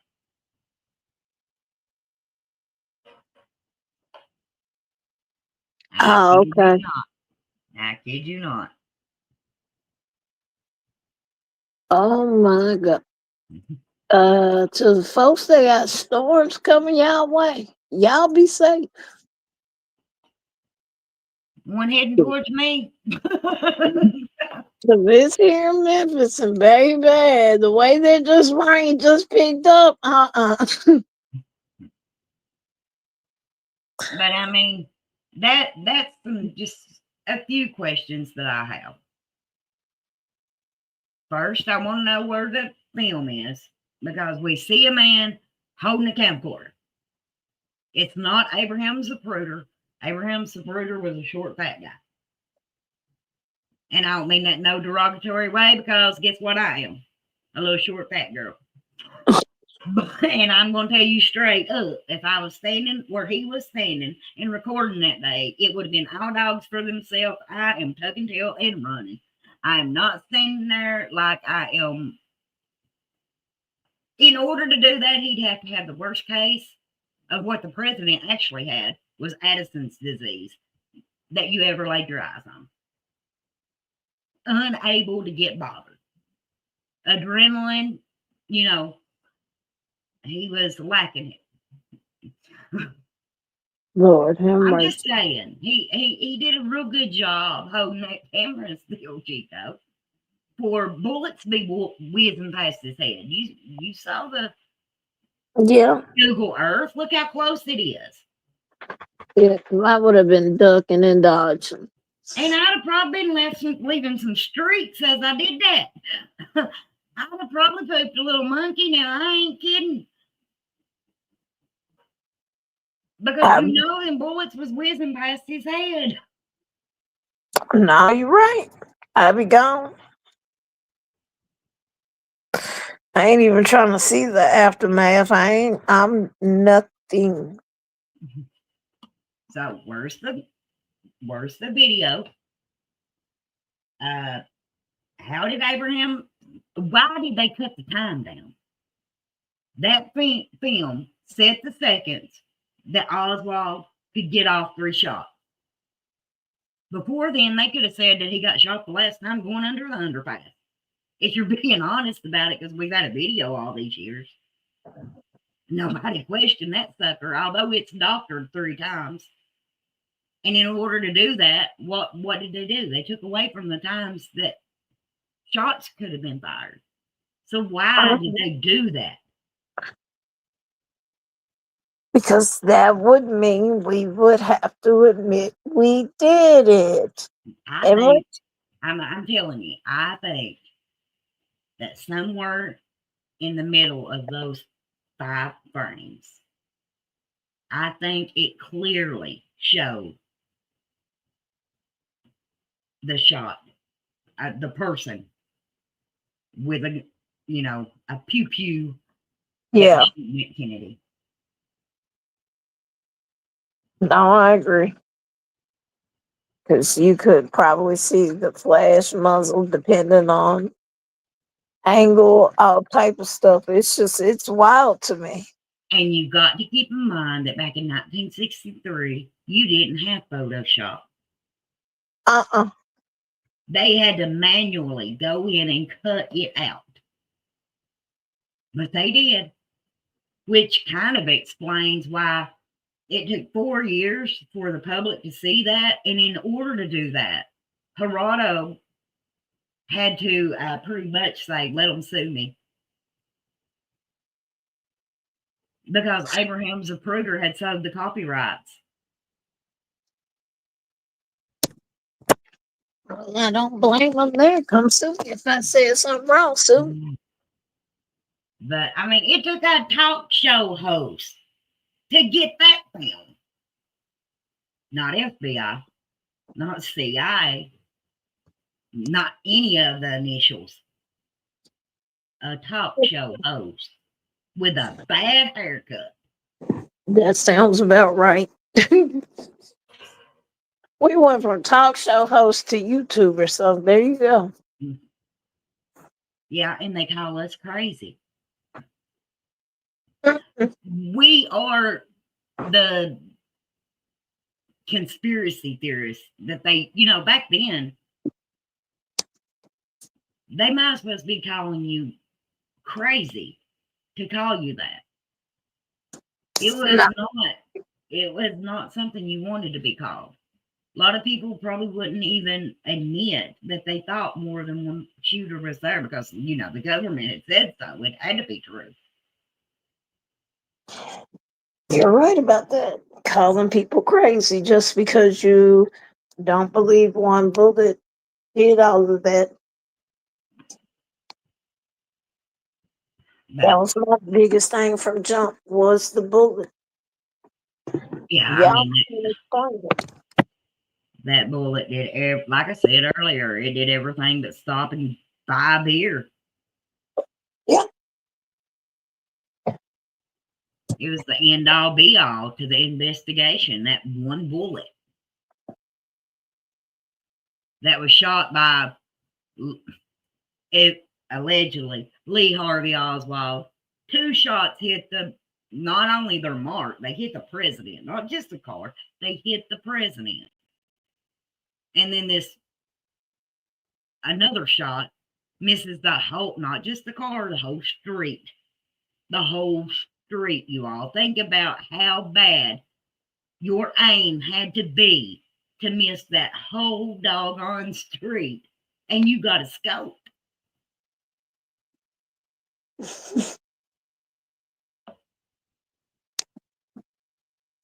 And hit somebody in a tunnel. Yeah, and then they feed this to us like, hey, take it or leave it. This is the story we're gonna give you all, and then don't question me about it. Nobody question anything now. You're seeing this, it has to be true.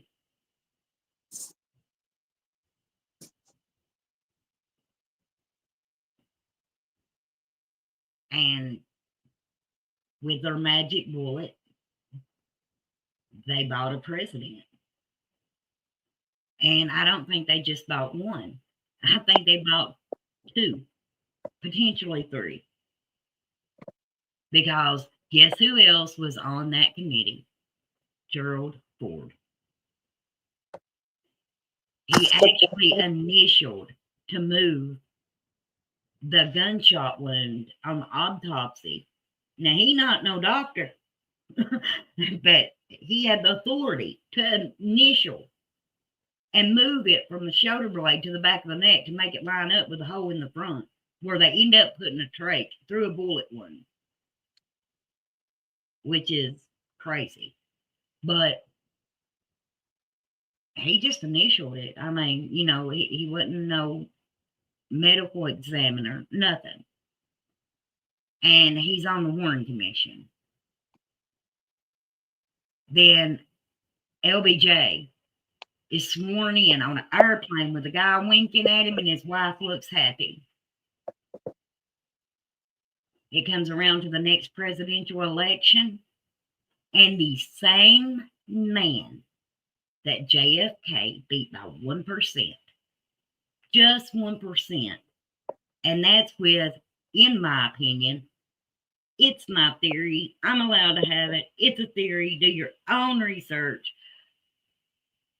With the mafia helping him win Chicago, he beat him by 1%, which is Nixon. Then RFK would have beat McCarthy, no doubt about that. He would have beat him, and his opponent then would have been Nixon. Nixon's vice president gets in trouble and has to step down. And he brings in another good old boy to stand as VP, which is who? The very bird that they're initialed to move the gunshot wound from the shoulder to the neck. Gerald Ford, the man that held presidential office and never ran for it. Think about that. He wasn't on a ticket, you all.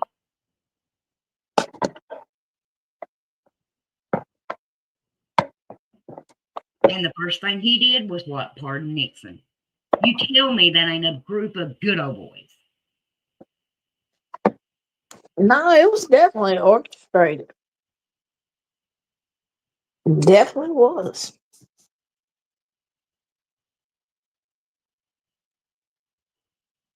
Well, I I think kept everybody on here for 2.5 hours, which is very unusual for me. But now, history is, that's my happy place. Okay. It is. I love history. no, I do too. So, and I appreciate you having me up here. I'll let you in it out. I'm finna hop down. And good night, y'all, because I got to be at work in the morning. So, y'all Thank have a good you. night, though. Thank All you for right. joining me. Not a problem. Thank you for having me. But good night. Good night. Okay, everybody. Like I said, I've kept you here for 2.5 hours, and that's unlike me. But now, when it comes to especially this little particular rabbit hole, I mean, I could talk on this for hours, as you plainly can see. But I am going to get deeper into these files because like I was saying, it's not like they're going to type out, we put this person, this person, this person. They were positioned here, here, and here in daily prows. That if people expected that in these files, they were being delusional. But you do have to look at what is omitted in these files. The mafia, they were being used by the CIA. Although for years people were saying that was crazy. RFK even told Hoover, if you use the mafia again, I want to know first. Why did he say that? Because they were using them against these other leaders, these foreign leaders.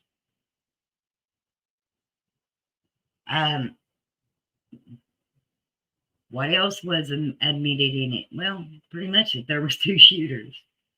Because when you look at these autopsies, then you line up with what Quinn Hill says.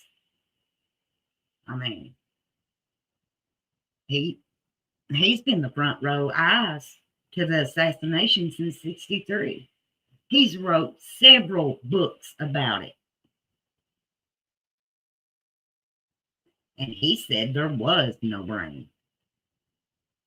It was all gone.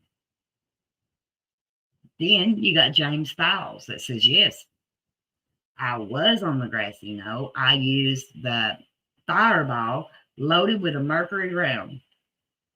Then you got JFK's brain that just disappeared. They misplaced it.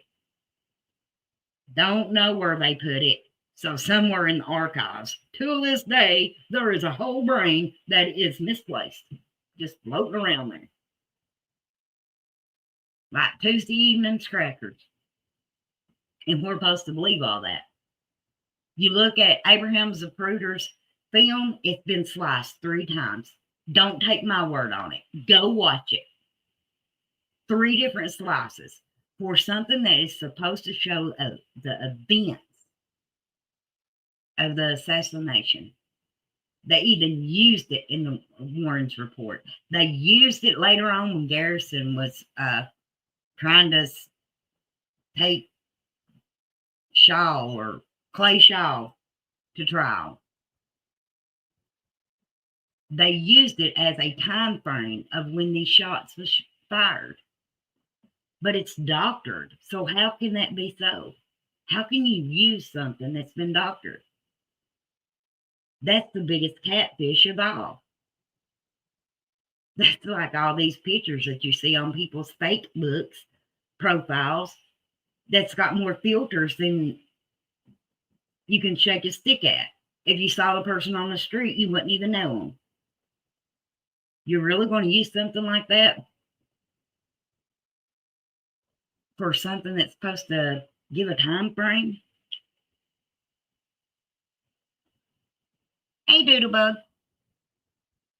I mean, and clearly there was other people filming that day. They're holding the film in the camera in their hand. We see the pictures. They showed it throughout the years.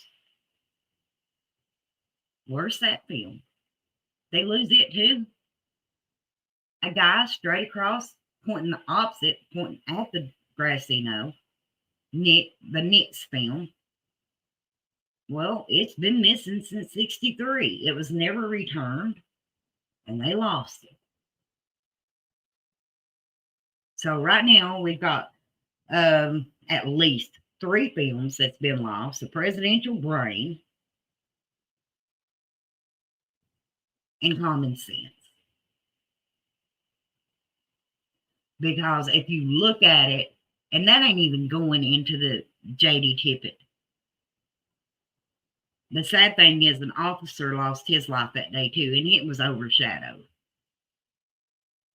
But do you know what they called him? Do you know what his nickname was?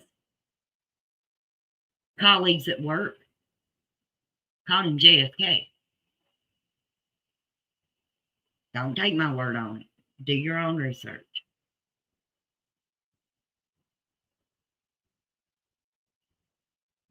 So whose brain did they lose?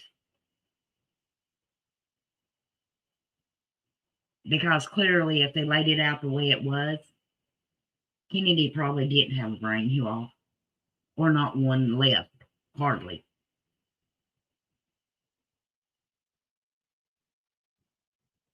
Why do I personally think J.D. Tippit was shot? He got in the way of killing Oswald off camera. One last photo. Let's see if I can find it here that I want you all to look at.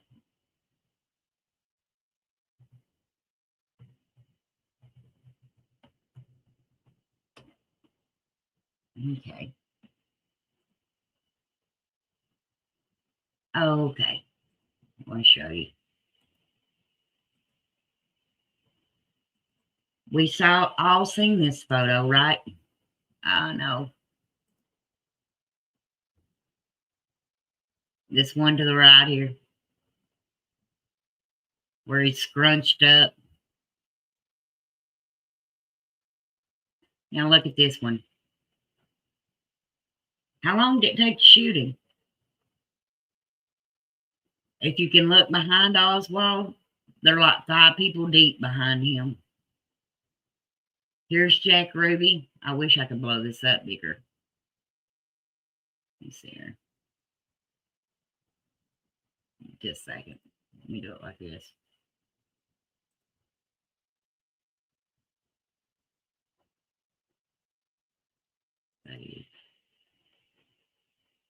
That one.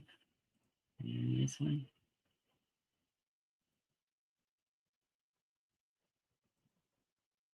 Okay. Okay.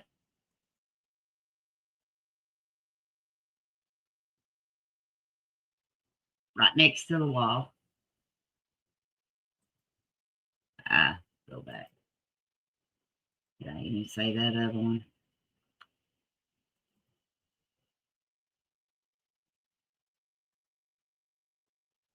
Look at this. Why is nobody reacting to him? Why ain't this guy that's standing here in front of him?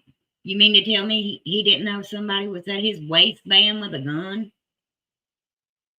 This guy right here didn't see Ruby coming? 5 people deep here. Then you got this photo. Which one's right? The only one still reacting is this guy, and it's like he's moving out of the way because he is handcuffed to Oswald.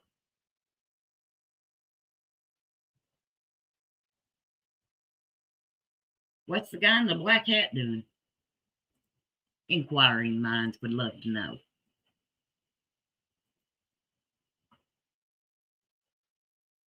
Which one's correct?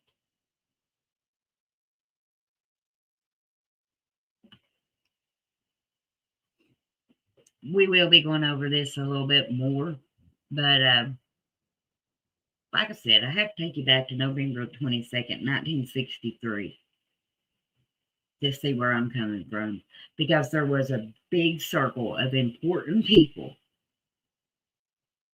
that, with the help of organized crime, aka mafia, I think bought the president at the White House, not just that year.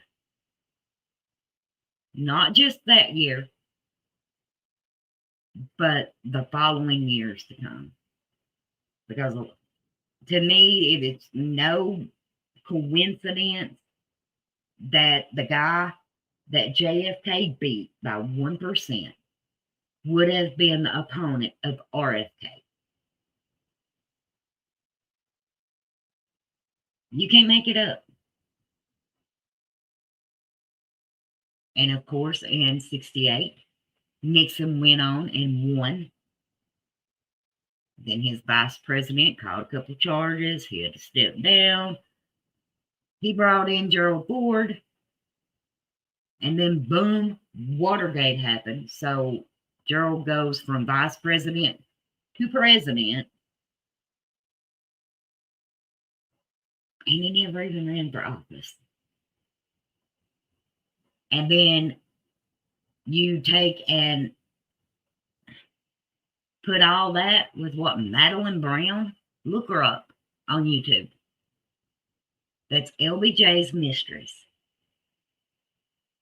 And there was a meeting at Clint Murchison's house the night before in which LBJ, Nixon, Mr. Hunt, Clint Murchison, Gerald Ford, all go back into this room by themselves. And then LBJ comes out and says, those Kennedys will never make a fool out of me again. Kennedy is assassinated the next day. And the very man that Kennedy had fired for giving him bad information on bad pigs is the second man in charge on the Warren Commission. That's kind of like having the fox watch the hen house. It don't work. Until next time, y'all, remember it takes zero effort to be a good human being. You've got to actually try to be a bad one. I love y'all. Good night. I know you told your friend you're not okay. And tell me what's wrong and why you never said you felt that way. And guess you're trying to stay strong and fake a smile until I look away. But I've known you too long, it hurts to watch your blue eyes fade to gray as you fade away, as you fade away.